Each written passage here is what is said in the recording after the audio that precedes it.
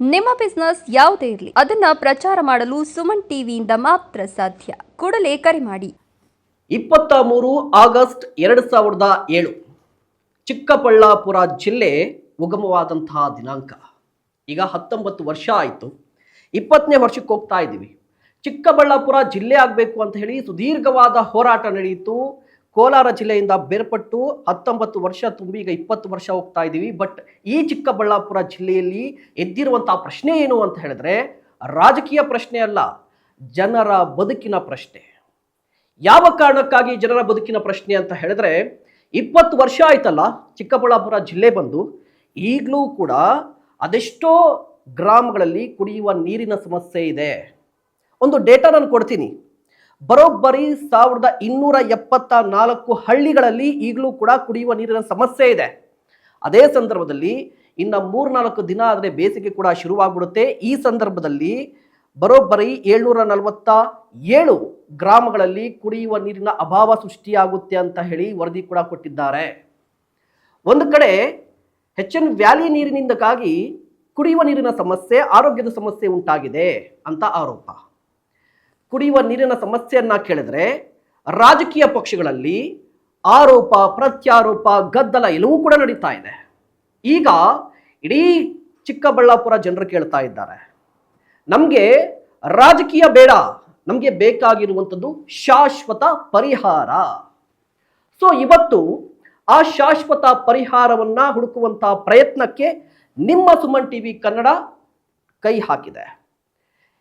ಚಿಕ್ಕಬಳ್ಳಾಪುರ ಜಿಲ್ಲೆಯಲ್ಲಿ ಸೃಷ್ಟಿಯಾಗಿರುವಂತಹ ನೀರಿನ ಸಮಸ್ಯೆಗೆ ಯಾರು ಹೊಣೆ, ಇದಕ್ಕೆ ಪರಿಹಾರ ಏನು, ಈ 2 ಪ್ರಶ್ನೆಗಳನ್ನು ಇಟ್ಕೊಂಡು ಇವತ್ತಿನ ಕಾರ್ಯಕ್ರಮವನ್ನ ನಾನು ಶುರು ಮಾಡ್ತೀನಿ. ನಾನು ನಿಮ್ಮ ಮಹೇಶ್, ಇದು ವಾಯ್ಸ್ ಆಫ್ ಚಿಕ್ಕಬಳ್ಳಾಪುರ. ವೀಕ್ಷಕರೇ, ಇವತ್ತಿನ ಈ ವಿಶೇಷ ಕಾರ್ಯಕ್ರಮದಲ್ಲಿ ಆಲ್ಮೋಸ್ಟ್ 3 ಪಕ್ಷಗಳ ಮುಖಂಡರು ನಮ್ಮ ಜೊತೆಲಿದ್ದಾರೆ, ಜೊತೆಗೆ ಸಮಾಜ ಸೇವಕರು ಕೂಡ ಇದ್ದಾರೆ. ಬನ್ನಿ ಅವರನ್ನ ವೆಲ್ಕಮ್ ಮಾಡ್ಕೊಳ್ಳೋಣ. ಮೊದಲಿಗೆ ಕಾಂಗ್ರೆಸ್ ಇಂದ ಆದಿನಾರಾಯಣ ಅವರಿದ್ದಾರೆ, ಸರ್ ನಮಸ್ತೆ, ಕಾರ್ಯಕ್ರಮಕ್ಕೆ ಸ್ವಾಗತ. ಇನ್ನು ಬಿಜೆಪಿಯಿಂದ ಮುರಳಿ ಎನ್ನವರಿದ್ದಾರೆ, ಸರ್ ನಮಸ್ತೆ, ಕಾರ್ಯಕ್ರಮಕ್ಕೆ ಸ್ವಾಗತ.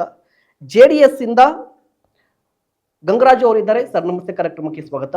ಈ ರಾಜಕೀಯವನ್ನ ಹೊರತುಪಡಿಸಿ ಸಮಾಜದ ಬಗ್ಗೆ ಇಂಟ್ರೆಸ್ಟ್ ಇದ್ದು, ಸಮಾಜ ಹೇಗಿರಬೇಕು, ರಾಜಕಾರಣ ಹೇಗೆ ನಡೀತಾ ಇದೆ, ಮತ್ತೆ ಸಮಾಜದ ಬಗ್ಗೆ ಒಂದು ಕಾಳಜಿ ಇರುವಂತಹ ವ್ಯಕ್ತಿ ಜೈ ಫೌಂಡೇಶನ್ನ ಜಯಕುಮಾರ್ ಅವರು, ಸಮಾಜ ಸೇವಕರು ನಮ್ಮ ಜೊತೆಲಿದ್ದಾರೆ, ಸರ್ ನಮಸ್ತೆ, ಕಾರ್ಯಕ್ರಮಕ್ಕೆ ಸ್ವಾಗತ. ಮುಖ್ಯವಾಗಿ ಮೊದಲನೇ ಪ್ರಶ್ನೆ ಆಡಳಿತಾರೂಢ ಪಕ್ಷಕ್ಕೆ, ಈಗ ಹಾಲಿ ಶಾಸಕರು ಕೂಡ ಇದ್ದಾರೆ ಪ್ರದೀಪ್ ಈಶ್ವರ್ ಅವರು. ಸೊ ಚಿಕ್ಕಬಳ್ಳಾಪುರ ಅಂತ ಹೇಳಿದ್ರೆ ಈಗ ಪ್ರದೀಪ್ ಈಶ್ವರ್ ನೆನಪಾಗ್ತಾ ಇದ್ದಾರೆ. ಪ್ರದೀಪ್ ಈಶ್ವರ್ ಅವರು MLA ಆಗಿ 1000 ದಿನಗಳು ಕೂಡ ಆಗಿದೆ. ಸೊ ಈ 1000 ದಿನಗಳಲ್ಲಿ ಪ್ರದೀಪ್ ಈಶ್ವರ್ ಅವರು ಏನು ಮಾಡಿದ್ದಾರೆ? ಆದಿನಾರಾಯಣ ಅವರೇ, ಏನು ಮಾಡಿದ್ದಾರೆ ಅಂತ ನನ್ನನ್ನು ಕೇಳೋಕ್ಕಿಂತ ಕ್ಷೇತ್ರ ಜನರನ್ನು ಕೇಳಿದ್ರೆ ತುಂಬ ಒಳ್ಳೇದು ಅನಿಸುತ್ತೆ. ಯಾಕಂತಂದರೆ ಇವತ್ತು ಚಿಕ್ಕಬಳ್ಳಾಪುರದ ಒಂದು ದಿಕ್ಕನ್ನೇ ಬದಲಾಯಿಸಿರ್ತಂಥ ಒಬ್ಬ ಏಕೈಕ ನಾಯಕ ಅಂದರೆ ನಮ್ಮ ಪ್ರದೀಪ್ ಈಶ್ವರ್ ಸಾಹೇಬರು. ಯಾಕಂತಂದರೆ ಇದು ಚಿಕ್ಕಬಳ್ಳಾಪುರ ಅಧಿಕಾರ ಬಿಟ್ಟೋದಾಗ ಡಾಕ್ಟರ್ ಕೆ ಸುಧಾಕರ್ ಅವರು ಸಮಸ್ಯೆಗಳ ಒಂದು ಊರಾಗಿತ್ತು. ಅವರು ಅಧಿಕಾರ ಬಿಟ್ಟೋದಾಗ ಚಿಕ್ಕಬಳ್ಳಾಪುರದಲ್ಲಿ ಸಮಸ್ಯೆಗಳ ಊರಾಗಿತ್ತು. ಯಾಕಂತಂದರೆ ಕೆಲವೊಂದು ನಾನು ಹೇಳಿಬಿಡ್ತೀನಿ. ಎಷ್ಟೋ ಊರುಗಳಲ್ಲಿ ಸ್ವತಂತ್ರ ಬಂದು 75 ವರ್ಷ ಕಳೆದಿದ್ರು ಕೂಡ ರೋಡ್ಗಳಿರಲಿಲ್ಲ, ಒಂದು ಟಾರ್ ರೋಡ್ ಅನ್ನೋದಿರಲಿಲ್ಲ, ಒಂದು CC ರೋಡ್ ಅನ್ನೋದಿರಲಿಲ್ಲ, ಅದಕ್ಕಿಂತ ಮಿಗಿಲಾಗಿ ಒಂದು ಸ್ಮಶಾನ ಅನ್ನೋದಿರಲಿಲ್ಲ, ಬಸ್ ವ್ಯವಸ್ಥೆ ಇರಲಿಲ್ಲ. ಎಷ್ಟೋ ಒಂದು ಮೂಲಭೂತ ಸೌಕರ್ಯಗಳು ಏನಿದ್ದಾವೋ ಆ ಸೌಕರ್ಯಗಳಿಗೆ ಒತ್ತು ಕೊಟ್ಟು ಇವತ್ತು ನಮ್ಮ ಶಾಸಕರು ಪ್ರತಿದಿನ ಬೆಳಗ್ಗೆ ಅವಕಾಶ ಸಿಕ್ಕಾಗೆಲ್ಲ ನಮ್ಮೂರಿಗೆ ನಮ್ಮ ಶಾಸಕರು ಒಂದು ವಿನೂತನ ಕಾರ್ಯಕ್ರಮ, ಇಡೀ ಭಾರತದಲ್ಲಿ ಯಾರು ಮಾಡ್ತಾರಂಥ ಒಂದು ವಿನೂತ ಕಾರ್ಯಕ್ರಮ ಕೈಗೊಳ್ಳೋ ಮುಖಾಂತರ ಜನರಿಗೆ ಹತ್ತಿರ ಆಗಿ ಜನರ ಸಮಸ್ಯೆಗಳಿಗೆ ಸ್ಪಂದಿಸುತ್ತಿರುವ ಏಕೈಕ ನಾಯಕ ಅಂದರೆ ಅದು ನಮ್ಮ ಶಾಸಕರು ಅಂತ ಹೇಳೋಕ್ಕೆ ನನಗೆ ಹೆಮ್ಮೆ ಇದೆ. ಹಾಗಾಗ್ಬಿಟ್ಟು ಇವತ್ತು ಸಮಸ್ಯೆಗಳನ್ನೋದು ಇವತ್ತಿನಿಂದ ಅಲ್ಲ, ಮನುಷ್ಯ ಹುಟ್ಟಿದಾಗಲೇ ಭೂಮಿ ಹುಟ್ಟಿದಾಗಲೇ ಸಮಸ್ಯೆಗಳನ್ನೋದು ಉದ್ಭವವಾಗಿದೆ. ಹಾಗಾಗ್ಬಿಟ್ಟು ಆದಷ್ಟು ಅವ್ರ ಕೈಯಲ್ಲಿ, ಅವರ ಅಧಿಕಾರಾವಧಿಯಲ್ಲಿ ಅವ್ರಿಗೆ ಎಷ್ಟು ಪವರ್ ಇದೆ ಆ ಪವರಲ್ಲಿ ಕೆಲವೊಂದು ಸಮಸ್ಯೆಗಳಿಗೆ ಶಾಶ್ವತವಾದ ಪರಿಹಾರವನ್ನು ಕಂಡುಕೊಂಡು ಒಂದು ಫುಲ್ ಸ್ಟಾಪ್ ಇಡ್ತಾ ಬರ್ತಾ ಇದ್ದಾರೆ. ಬಹುಶಃ ಎಷ್ಟೋ ಊರುಗಳಿಗೆ ರಸ್ತೆ ಇರಲಿಲ್ಲ, ಪರ್ಮನೆಂಟು CC ರೋಡ್ ಮಾಡೋ ಮುಖಾಂತರ ಅವರು ಆ ಊರಿಗೆ ಒಂದು ಪರಿಹಾರ ಕೊಡ್ತಾ ಇದ್ದಾರೆ.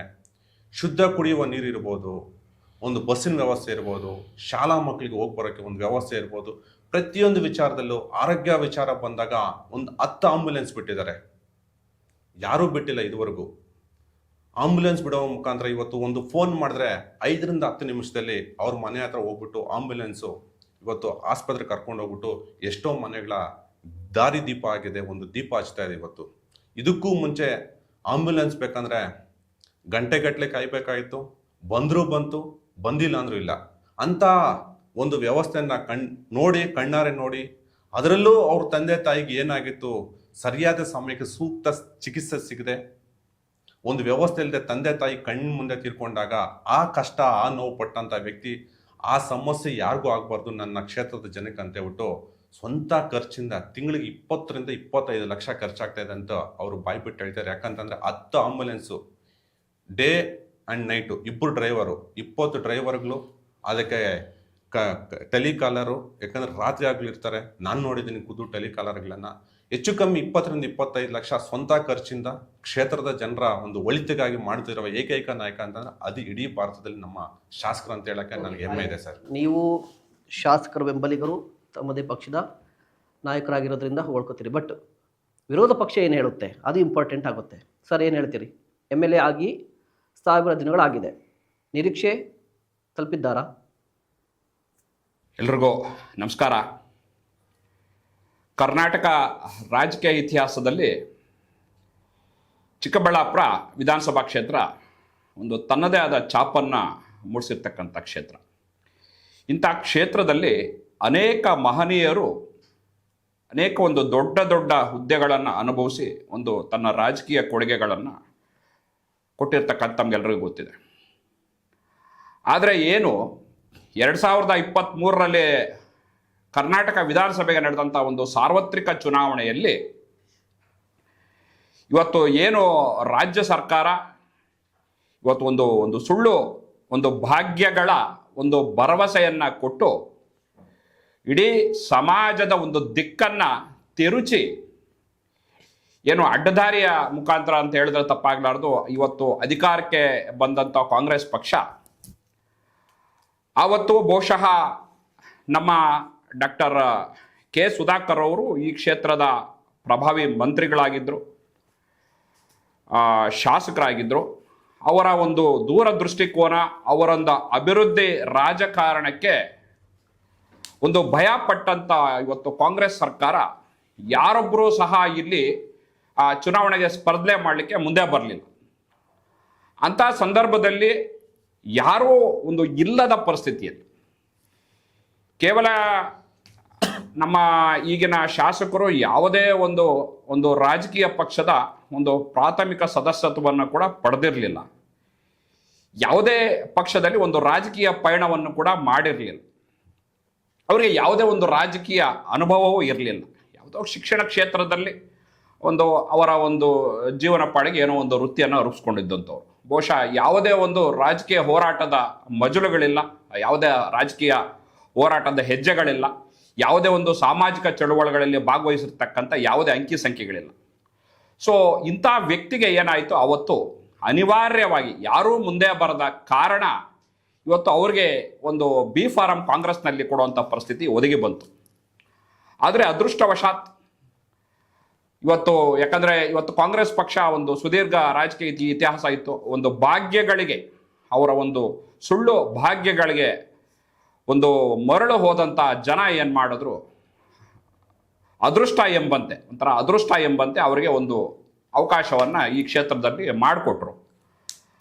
ಆದರೂ ಸಹ ಇಲ್ಲಿಯವರೆಗೆ ಏನಿವತ್ತು 23ರಿಂದ 3 ವರ್ಷ ಇವತ್ತಾಗಲೇ ಪೂರ್ಣಗೊಳ್ತಾ ಬಂದಿದೆ.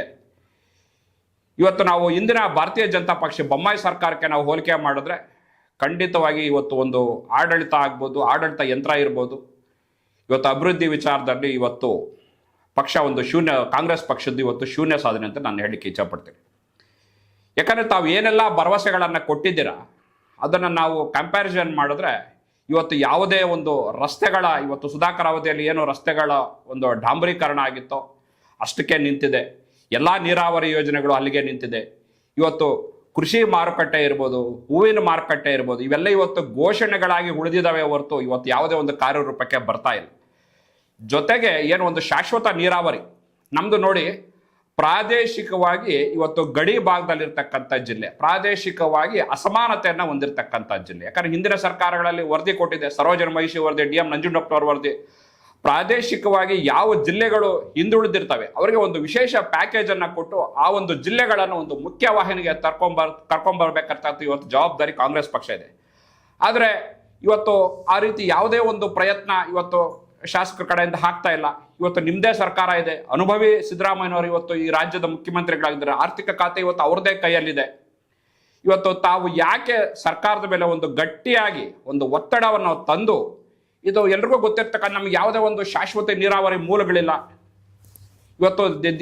ಆದರೂ ಸಹ ಇವತ್ತು ರೈತರು ಯಾವುದೇ ಕೃಷಿ ಕ್ಷೇತ್ರದಲ್ಲಿ, ಅದು ಹೈನುಗಾರಿಕೆ ಇರ್ಬೋದು, ರೇಷ್ಮೆ ಇರ್ಬೋದು, ಮಾವು ಇರ್ಬೋದು, ತರಕಾರಿ ಇರ್ಬೋದು, ಇದೆಲ್ಲವನ್ನು ನಾವು ಇವತ್ತು ಬಹಳ ಅಭಿವೃದ್ಧಿಶೀಲವಾಗಿ ಇವತ್ತು ವ್ಯವಸಾಯ ಮಾಡ್ತಾ ಇದ್ರಿ. ಇವತ್ತು ತೆರಿಗೆಯಲ್ಲಿ ಬಹುಪಾಲು ನಮ್ಮದೇ ಕೊಡುಗೆ ಇದೆ. ಕೋಲಾರ ಚಿಕ್ಕಬಳ್ಳಾಪುರ ಜಿಲ್ಲೆಯ ತೆರಿಗೆಯ ಬಹುಪಾಲು ಕೊಡುಗೆಯನ್ನು ಇವತ್ತು ನಾವು ಕೊಡ್ತಾ ಇದ್ದೀವಿ. ಆದರೂ ಸಹ ಯಾಕೆ ನಿಮಗೆ ಒಂದು ಸರ್ಕಾರಕ್ಕೆ ಒಂದು ಶಾಶ್ವತ ನೀರಾವರಿ ಕಲ್ಪಿಸುವಂತ ಒಂದು ಆಲೋಚನೆ ಇವತ್ತು ನಿಮಗೆ ಬರ್ತಾ ಇಲ್ಲ? ಈಗಿನ ಬಜೆಟ್ ಅಲ್ಲಿ ಇವತ್ತು ಹೆತ್ತಿನೊಳೆ ಈಗಾಗಲೇ 24-25 ಸಾವಿರ ಕೋಟಿ ವಿನಿಮಯ ಆಗಿದೆ. ಇವತ್ತು ಎಲ್ಲಿದೆ? ಹಾಸನದ ಸಕಲೇಶ್ಪುರದವರೆಗೆ ನಿಂತಿದೆ. ಇಂದಿನ ಯಡಿಯೂರಪ್ಪನವ್ರ ಕಾಲದಲ್ಲೋ ಬೊಮ್ಮಾಯಿ ಸರ್ಕಾರದಲ್ಲಿ ಇವತ್ತು ಮೀಸಲಿಟ್ಟಿರ್ತಕ್ಕಂಥ ಹಣ ತಾವು ಯಾಕೆ ಎತ್ತಿನ ಯೋಜನೆಗೆ ತಾವು ಒಂದು ಈ ಬಜೆಟ್ ಅಲ್ಲಿ ಹಣ ಮೀಸಲಿಲ್ಲ? ಜೊತೆಗೆ ಇವತ್ತು ಹಿಂದೂಪುರ, ಇವತ್ತು ಗೌರಿಬಿದ್ದೂರು ಬಾರುವ ಹಿಂದೂಪುರ ಬಾಗೇಪಲ್ಲಿವರೆಗೂ ಇವತ್ತು ಕೃಷ್ಣಾ ನದಿ ಹರಿತಾ ಇದೆ. ಇವತ್ತು ಚಂದ್ರಬಾಬು ನಾಯ್ಡು ಇವತ್ತು ಪವನ್ ಕಲ್ಯಾಣ್ ಅವರನ್ನು ತಾವು ಒಂದು ಓಲೈಸಿ ಇವತ್ತು ಶಾಶ್ವತವಾಗಿ ಇವತ್ತು ಆ ನೀರನ್ನ ತಾವು ಒಂದು ತರೋ ಪ್ರಯತ್ನ ಇವತ್ತು ಯಾಕೆ ಮಾಡ್ತಾ ಇಲ್ಲ? ಕೇವಲ ಒಂದು ಭಾಷಣಗಳಲ್ಲಿ ತಮ್ಮ ಅಭಿವೃದ್ಧಿ ಹೇಳಿಕೆಗಳು ಅಡಕಾಗಿದೆಯೇ ಹೊರತು ಅದನ್ನ ಕಾರ್ಯರೂಪಕ್ಕೆ ತರ್ತಕ್ಕಂಥ ಯಾವುದೇ ಇಂಪ್ಲಿಮೆಂಟೇಷನ್ ಮಾಡ್ತಕ್ಕಂಥ ಒಂದು ಪರಿಕಲ್ಪನೆ ತಮ್ಮಲ್ಲಿ ಇಲ್ಲ ಅಂತ ನಾನು ಹೇಳಲಿಕ್ಕೆ ಇಚ್ಛಪಡ್ತೇನೆ. ಓಕೆ, ಗಂಗರಾಜ್ ಸರ್, ನೀವು BJP ಜೊತೆ ಮೈತ್ರಿ ಆಗಿದ್ದೀರಿ. ಓಕೆ, ನೀವು ಈ ಕ್ಷೇತ್ರದ ವೋಟರ್ ಆಗಿ, ನಾನು ವೋಟರ್ ಆಗಿ ಮಾತ್ರ ಕೇಳ್ತಾ ಇದ್ದೀನಿ, ಪ್ರದೀಪ್ ಈಶ್ವರ್ ಅವರ ಕೆಲಸ ತೃಪ್ತಿ ತಂದಿದ್ಯಾ? ಏನ್ ಮಾಡಬೇಕಿತ್ತು, ಏನ್ ಮಾಡ್ತಾ ಇದ್ದಾರೆ? ಈಶ್ವರ್ ಅವರು ವೈಯಕ್ತಿಕ ಅವ್ರದ್ದು ಆದಂತ ಏನು ಕೆಲಸ ಮಾಡ್ತಿದ್ರೆ, ಆಂಬುಲೆನ್ಸ್ ಬಿಡೋದು ಮತ್ತೊಂದು ಮಗದೊಂದು, ಆ ವಿಚಾರದಲ್ಲಿ ಏನು ಈ ಒಂದು ಜನರ ರಕ್ಷಣೆ ಮಾಡ್ತಾರೋ ವಿಚಾರದಲ್ಲಿ ಈಸ್ ಗುಡ್ ಮ್ಯಾನ್. ಬಟ್ ಈ ಸದನದಲ್ಲಿ ಈ ಜ್ವಲಂತ ಸಮಸ್ಯೆ ಏನಿದೆ, ಈ ಕಲುಷಿತ ನೀರನ್ನ ಶುದ್ಧೀಕರಣ ಮಾಡಬೇಕು ಅನ್ನೋ ಒಂದು ವಿಚಾರವನ್ನ ಇದುವರೆಗೂ 3 ವರ್ಷ ಆಯ್ತು, ಯಾವುದೇ ರೀತಿಯಿಂದ ಒಂದೇ ಒಂದು ಧ್ವನಿ ಎತ್ತಲಿಲ್ಲ. ಅದೇ ಕೋಲಾರದಲ್ಲಿ ನಮ್ಮದೇ JDS ಶಾಸಕರಾದಂತಹ ಸಮೃದ್ಧಿ ಮಂಜುನಾಥ್ ಅವರು ಪ್ರತಿ ಅಧಿವೇಶನದಲ್ಲೂ ಸಮೇತ ಜನರ ಹಿತಕ್ಕಾಗಿ ಈ 3 ಜಿಲ್ಲೆಯ ಹಿತಾಸಕ್ತಿಗಳನ್ನ ಗಮನದಲ್ಲಿಟ್ಕೊಂಡು ಶುದ್ಧೀಕರಣ ಬೇಕೇ ಬೇಕು ಅಂತ ಉಗ್ರವಾದದ ಹೋರಾಟ ನಡೆಸ್ತಿದ್ದಾರೆ. ಇದೇ ಪ್ರದೀಪ್ ಈಶ್ವರ್ ಅವರು ಏನ್ ಹೇಳ್ತಾರೆ, ನನಗೊಂದು ಪವರ್ ಬೇಕು ಅಂತಾರೆ. ಅಲ್ಲಿ ಸಮೃದ್ಧಿ ಮಂಜುನಾಥ್ ಅವರಿಗೆ ಯಾವ ಪವರ್ ಇದೆ? ವಿರೋಧ ಪಕ್ಷದಲ್ಲಿ ಕೂತ್ಕೊಂಡವರು ಯಾವುದೇ ರೀತಿಯ ಜನರಿಂದ ಕೊಟ್ಟಿರೋಂಥ ಪವರ್ನ ಬಳಸ್ಕೋತಿದ್ದಾರೆ. ನೀವ್ ಯಾಕೆ ಬಳಸ್ಕೋತಿಲ್ಲ? ನಿಮ್ಮದೇ ಸರ್ಕಾರ, ನಿಮ್ಮದೇ ಸಿದ್ದರಾಮಯ್ಯ, ನೀವು ಬಲಗೈ ಬಂಟ್ರು, ನನ್ನ ಎದೆಯಲ್ಲಿ ಸಿದ್ದರಾಮಯ್ಯ ಇದ್ದಾರೆ, DK ಶಿವಕುಮಾರ್ ಇದ್ದಾರೆ ಅಂತ ಕೇಳ್ತೀರಾ? ಎದೆ ಬಗದ್ರೆ ಅವ್ರು ಕಾಣಿಸ್ತಾರೆ ಅಂತ ಕೇಳ್ತೀರಾ? ನೀವು ಯಾಕೆ ನೀವು ತರ್ಲಿಕ್ಕೆ ಆಗ್ತಾ ಇಲ್ಲ? ನೀವು ಒಂದು ಧ್ವನಿ ಯಾಕೆ ಎತ್ತಿಲ್ಲ ಅನ್ನೋ ಒಂದು ಪ್ರಶ್ನೆ ಇಡೀ ಕ್ಷೇತ್ರ ಜನರಲ್ಲಿ ಆವರಿಸಿದೆ. ಅತ್ಯಾಪ್ತರು ಅಂತ ಕೇಳ್ತೀರಾ ನೀವು? ಸಿದ್ದರಾಮಯ್ಯ, DK ಶಿವಕುಮಾರ್ ಬಗ್ಗೆ ಮಾತಾಡಿದ್ರೆ ಮುಗಿ ಬೀಳ್ತೀರಾ? ನೀವು ಮೀಡಿಯಾ ಮುಂದೆ ಮಾತ್ರ ಹೀರೋ ಆಗ್ಬೇಡಿ, ಜನರ ಪರವಾಗಿ ಸದನದಲ್ಲಿ ಹೀರೋ ಆಗಿ ನೀವು ಯಾವುದೇ ಪಕ್ಷ ಭೇದ ಮರೆತು ನೀವು ಪಕ್ಷನ ಡಿಪೆಂಡ್ ಮಾಡ್ಕೊಳ್ಳೋದಾದ್ರೆ ನೀವು ಮೈಕ್ನ ವಿಧಾನಸೌಧ ಹೊರಗಡೆ ಬಂದಾಗ ಡಿಪೆಂಡ್ ಮಾಡ್ಕೊಳ್ಳಿ. ಜನರ ಪರವಾಗಿ ನೀವು ವಿಧಾನಸೌಧದ ಒಳಗಡೆ ಜನರು ಇಲ್ಲಿ ಓಟ್ ಹಾಕಿರೋದು, ಜನರು ಎಲ್ಲಾ ರೀತಿಯ ಎಲ್ಲ ವರ್ಗದ ಜನ ಇಲ್ಲಿ ಓಟ್ ಹಾಕಿರೋದ್ರಿಂದ ಎಲ್ಲರ ಸಮಸ್ಯೆಗಳಿಗೆ ನೀವು ಸ್ಪಂದಿಸ್ಬೇಕು. ಇಲ್ಲಿ ಈಗ ಎಲ್ಲ ವರ್ಗದ ಜನ ಇಲ್ಲಿ ಕಾಂಗ್ರೆಸ್, BJP, JDS ಪ್ರಶ್ನೆ ಅಲ್ಲ, ರೈತಾಪಿ ವರ್ಗ ಎಲ್ಲರೂ ಕುಡಿಯೋದು ಈಗ ಕಲುಷಿತ ನೀರು. ಸಪ್ರೇಟ್ ಆಗಿ ಯಾರೋ ಬಿಸ್ಲರಿ ವಾಟರ್, ಇವ್ರಿಗೆ ಯಾರೋ ಮತ್ತೊಂದು ನೀರು, ಏನ್ ಸಪ್ರೇಟ್ ಆಗಿ ಏನ್ ಬರಲ್ಲ. ಭೂಮಿಯಿಂದ ಹೊರಗಡೆ ಭೂಮಿಯಲ್ಲಿ ಹೋಗಿರೋಂಥ ಕಲುಷಿತ ನೀರು BJPಗೆ ಸಪ್ರೇಟ್ ಬರಲ್ಲ, JDSಗೆ ಸಪ್ರೇಟ್ ಬರಲ್ಲ, ಮತ್ತು ಕಾಂಗ್ರೆಸ್ಗೆ ಸಪ್ರೇಟ್ ಬರಲ್ಲ. ಎಲ್ಲರಿಗೂ ಬರೋದು ಕಲುಷಿತ ನೀರು. ಈ ಕಲುಷಿತ ನೀರಿನಿಂದ ಏನ್ ದುಷ್ಪರಿಣಾಮಗಳು ಉಂಟಾಗ್ತಿದಾವೆ ಅನ್ನೋದನ್ನ ನೀವು ಮೆಡಿಕಲ್ ಮೇಸ್ಟರ್ ಆಗಿ ಮೊದಲು ಶಾಸಕರಾಗೋಕ್ಕಿಂತ ಮುಂಚಿತವಾಗಿ ನೀವು ಯಾವ ರೀತಿ ಪಾಠ ಮಾಡ್ತಿದ್ರ ಆ ರೀತಿಯ ಪಾಠವನ್ನ ನೀವು ವಿಧಾನಸಭೆ ಒಳಗಡೆ ಯಾಕೆ ಮಾಡ್ತಿಲ್ಲ? ನಾವು ನಿಮ್ ಜೊತೆ ಇದ್ದೀವಿ, ನೀವು ಧ್ವನಿ ಮಾಡಿ, ನಿಮಗೆ ಬೆಂಬಲವಾಗಿ ನಾವು ನಿಲ್ಲಕ್ ರೆಡಿ ಇದ್ದೀವಿ, ನೀವ್ ಯಾಕೆ ರೈತರ ಪರವಾಗಿ ನೀವು ನಿಲ್ತಾ ಇಲ್ಲ ಅನ್ನೋ ನಮ್ಗೆ ನೋವಿನ ಸಂಗತಿ ಈ ಕ್ಷೇತ್ರದ ಜನರಿಗೆ ಕಾಡ್ತಾ ಇದೆ ಅನ್ನೋದನ್ನ ನಾನು ಈ ಮೂಲಕ ಹೇಳ್ತಾ ಇದ್ದೀನಿ. ಓಕೆ, ಜಯಕುಮಾರ್ ಸರ್, ಪಕ್ಷಗಳನ್ನ ಬಿಡೋಣ, ರಾಜಕೀಯ ಬಿಡೋಣ, ಸಾಮಾನ್ಯ ವೋಟರ್ ಆಗಿ ಏನು ಹೇಳ್ತೀರಿ? ಪ್ರದೀಪ್ ಈಶ್ವರ್ ಅವರ ಈ ಅವಧಿಯನ್ನ ಏನ್ ನಿರೀಕ್ಷೆ ಮಾಡಿದ್ರಿ? ಏನಾಗಿದೆ, ಏನಾಗಬೇಕಿತ್ತು? ಒಬ್ಬ ಸಾಮಾನ್ಯ ನಾಗರಿಕನಾಗಿ ವಿಚಾರ ತಿಳಿಸ್ಬೇಕಾದ್ರೆ ಇವತ್ತು ಏನು ಕೆಲವು ರಾಜಕೀಯ ಪಕ್ಷಗಳು ಏನು ನಮ್ಮ ಚಿಕ್ಕಬಳ್ಳಾಪುರದಲ್ಲಿ ಗೊಂದಲದ ವಾತಾವರಣ ಸೃಷ್ಟಿ ಮಾಡ್ತಾ ಇದ್ದಾರೆ, ಅದ್ರ ಜೊತೆಗೆ ಜನಗಳಿಗೆ ಮಾಹಿತಿ, ಸರಿಯಾದ ಮಾಹಿತಿ ಕೊರತೆ ಏನಿದೆ ಅದನ್ನು ನೀಡುವಂಥ ಕೆಲಸ ಮಾಡಬೇಕು. ಒಂದು ಜವಾಬ್ದಾರಿಯುತವಾದ ಸ್ಥಾನದಲ್ಲಿ ಏನು ಶಾಸಕ ಪ್ರದೀಪ್ ಈಶ್ವರರು ಇದ್ದಾರೆ, ಈಗ ಅವರು ಏನು ಅಂದ್ಕೊಂಡಿದ್ರು ಆ ಒಂದು ಕೆಲಸಗಳನ್ನು, ಕಾಮಗಾರಿಗಳನ್ನ ಪೂರ್ಣಗೊಳಿಸೋದಕ್ಕೆ ಒಂದು ಆಸಕ್ತಿಯನ್ನು ವಹಿಸಬೇಕು. ಜೊತೆಗೆ ಈ ಒಂದು ನಮ್ಮ ಜ್ವಲಂತ ಸಮಸ್ಯೆ ಏನಿದೆ ನಮ್ಮ ತಾಲೂಕಿನಲ್ಲಿ, ಚಿಕ್ಕಬಳ್ಳಾಪುರ ತಾಲೂಕಿನ ವಿಚಾರಕ್ಕೆ ಬಂದಾಗ ಈ HN ವ್ಯಾಲಿ ಯೋಜನೆಗಳು ಏನಿದೆ, ಇದರಿಂದ ಆಗುವ ದುಷ್ಪರಿಣಾಮಗಳೇನಿದೆ, ಇದರ ವಿಚಾರವಾಗಿ ಸದನದಲ್ಲಿ ಧ್ವನಿ ಎತ್ತಬೇಕು ಅನ್ನೋದು ಎಲ್ಲರ ಆಶಯ ಇದೆ. ಎಲ್ಲ ಪಕ್ಷದ ಮುಖಂಡರುಗಳ ಆಶಯ ಕೂಡ ಹಾಗೂ ಜನಸಾಮಾನ್ಯರ ಆಶಯ ಕೂಡ ಇದೇ ಆಗಿದೆ. ಜೊತೆಗೆ ಇಲ್ಲೇನಾಗಿದೆ, ಒಂದು ಸತ್ಯಾಂಶನ ಹೊರತರುವಂಥ ಕೆಲಸ ಮಾಡಬೇಕಾಗಿದೆ.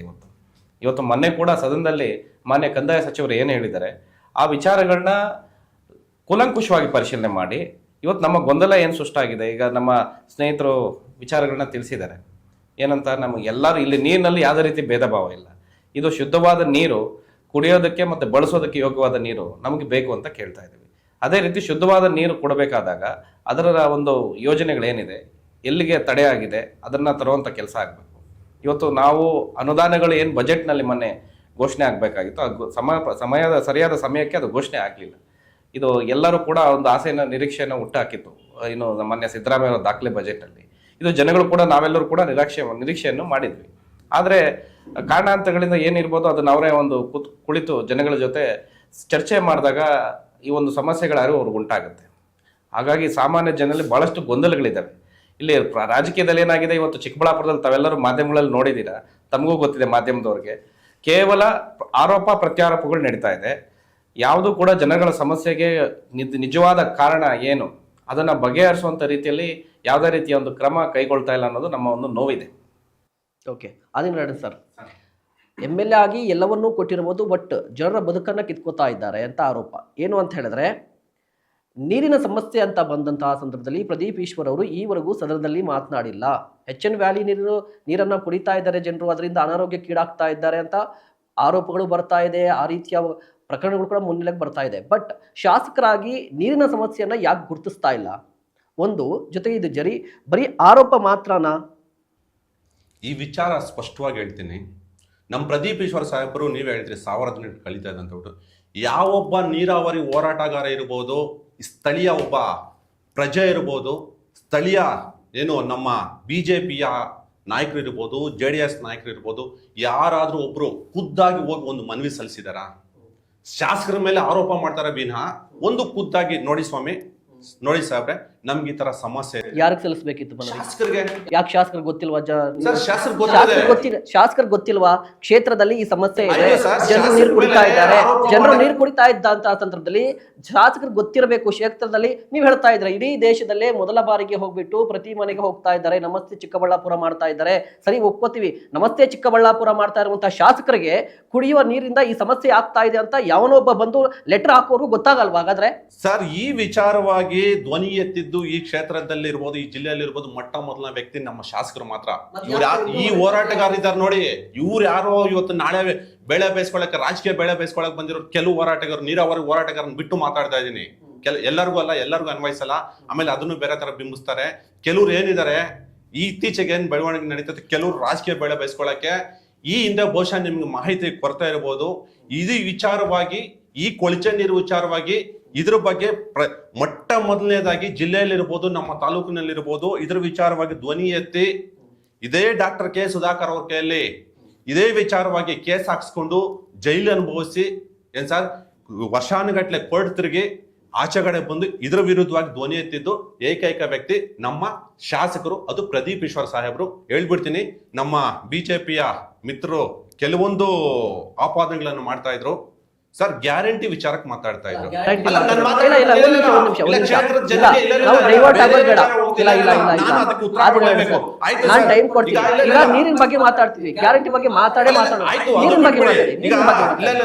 ಇದೇನೋ ಶಾಸಕರಿಗೆ ಏನು ಇನ್ಸ್ಟಿಟ್ಯೂಟ್ ಅಲ್ಲಿ ಕೆಲಸ ಮಾಡ್ಕೊಂಡಿದ್ರು ಅಂತ ಹೇಳಿದ್ರಲ್ಲ, 2019ರಿಂದ 23 ತನಕ ಏನು ಇವರು ಸಚಿವರಾಗಿದ್ರು ಏನ್ ಸರ್, ಒಳ್ಳೆ ಕೆಲಸ ಮಾಡಿ ಜನಕ್ಕೆ ಹತ್ರ ಆಗಿದ್ರೆ ಯಾಕೆ ಸರ್ 2023ರಲ್ಲಿ ಮೇ ತಿಂಗಳಲ್ಲಿ ಡಾಕ್ಟರ್ ಕೆ ಸುಧಾಕರ್ ಅವನು ಸೋಲಿಸಿದ್ರು ಜನ?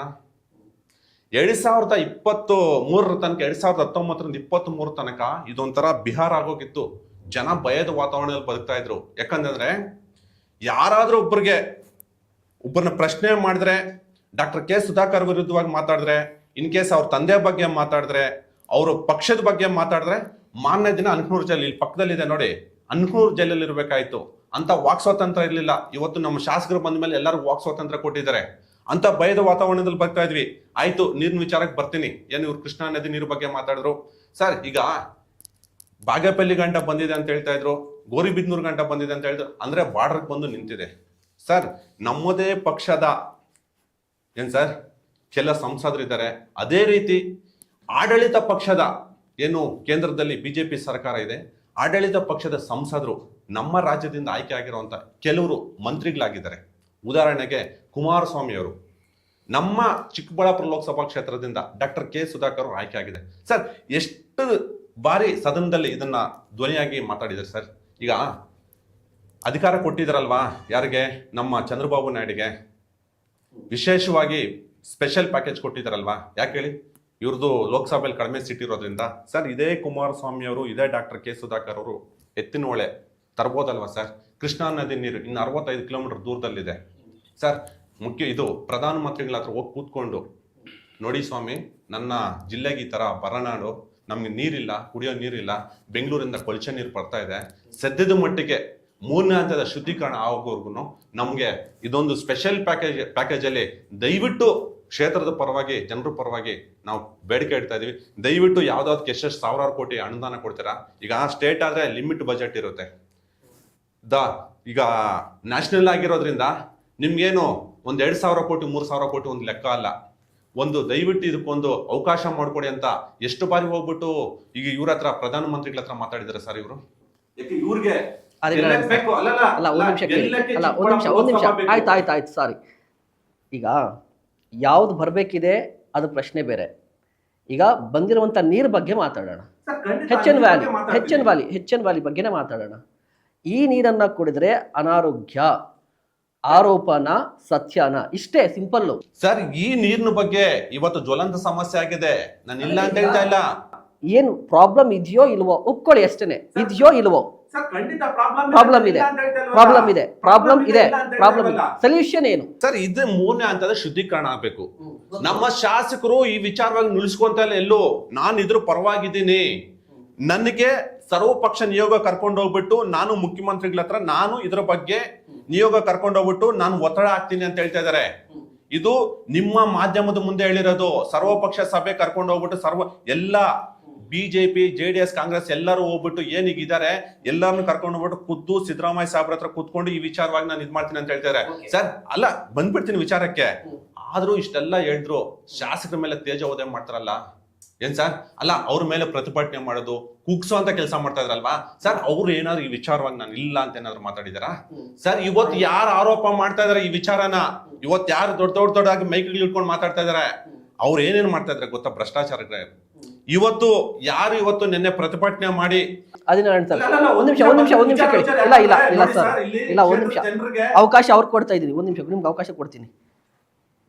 ನೋಡಿ ಸರ್, ಶಾಸಕರ ಬಗ್ಗೆ ಕೇಳ್ತಾ ಇದ್ದೀರಿ. ಶಾಸಕರು ಅದ್ ಮಾಡ್ಲಿಲ್ಲ ಇದ್ ಮಾಡ್ಲಿಲ್ಲ ಅಂತ ಹೇಳಿ. ಈಗ ಕೆ ಸುಧಾಕರ್ ಅವರು ಸಂಸದರು ಕೂಡ ಆಗಿದ್ದಾರೆ, ಈ ಹಿಂದೆ ಶಾಸಕರು ಕೂಡ ಆಗಿದ್ರು, ಸಚಿವರು ಕೂಡ ಆಗಿದ್ರು.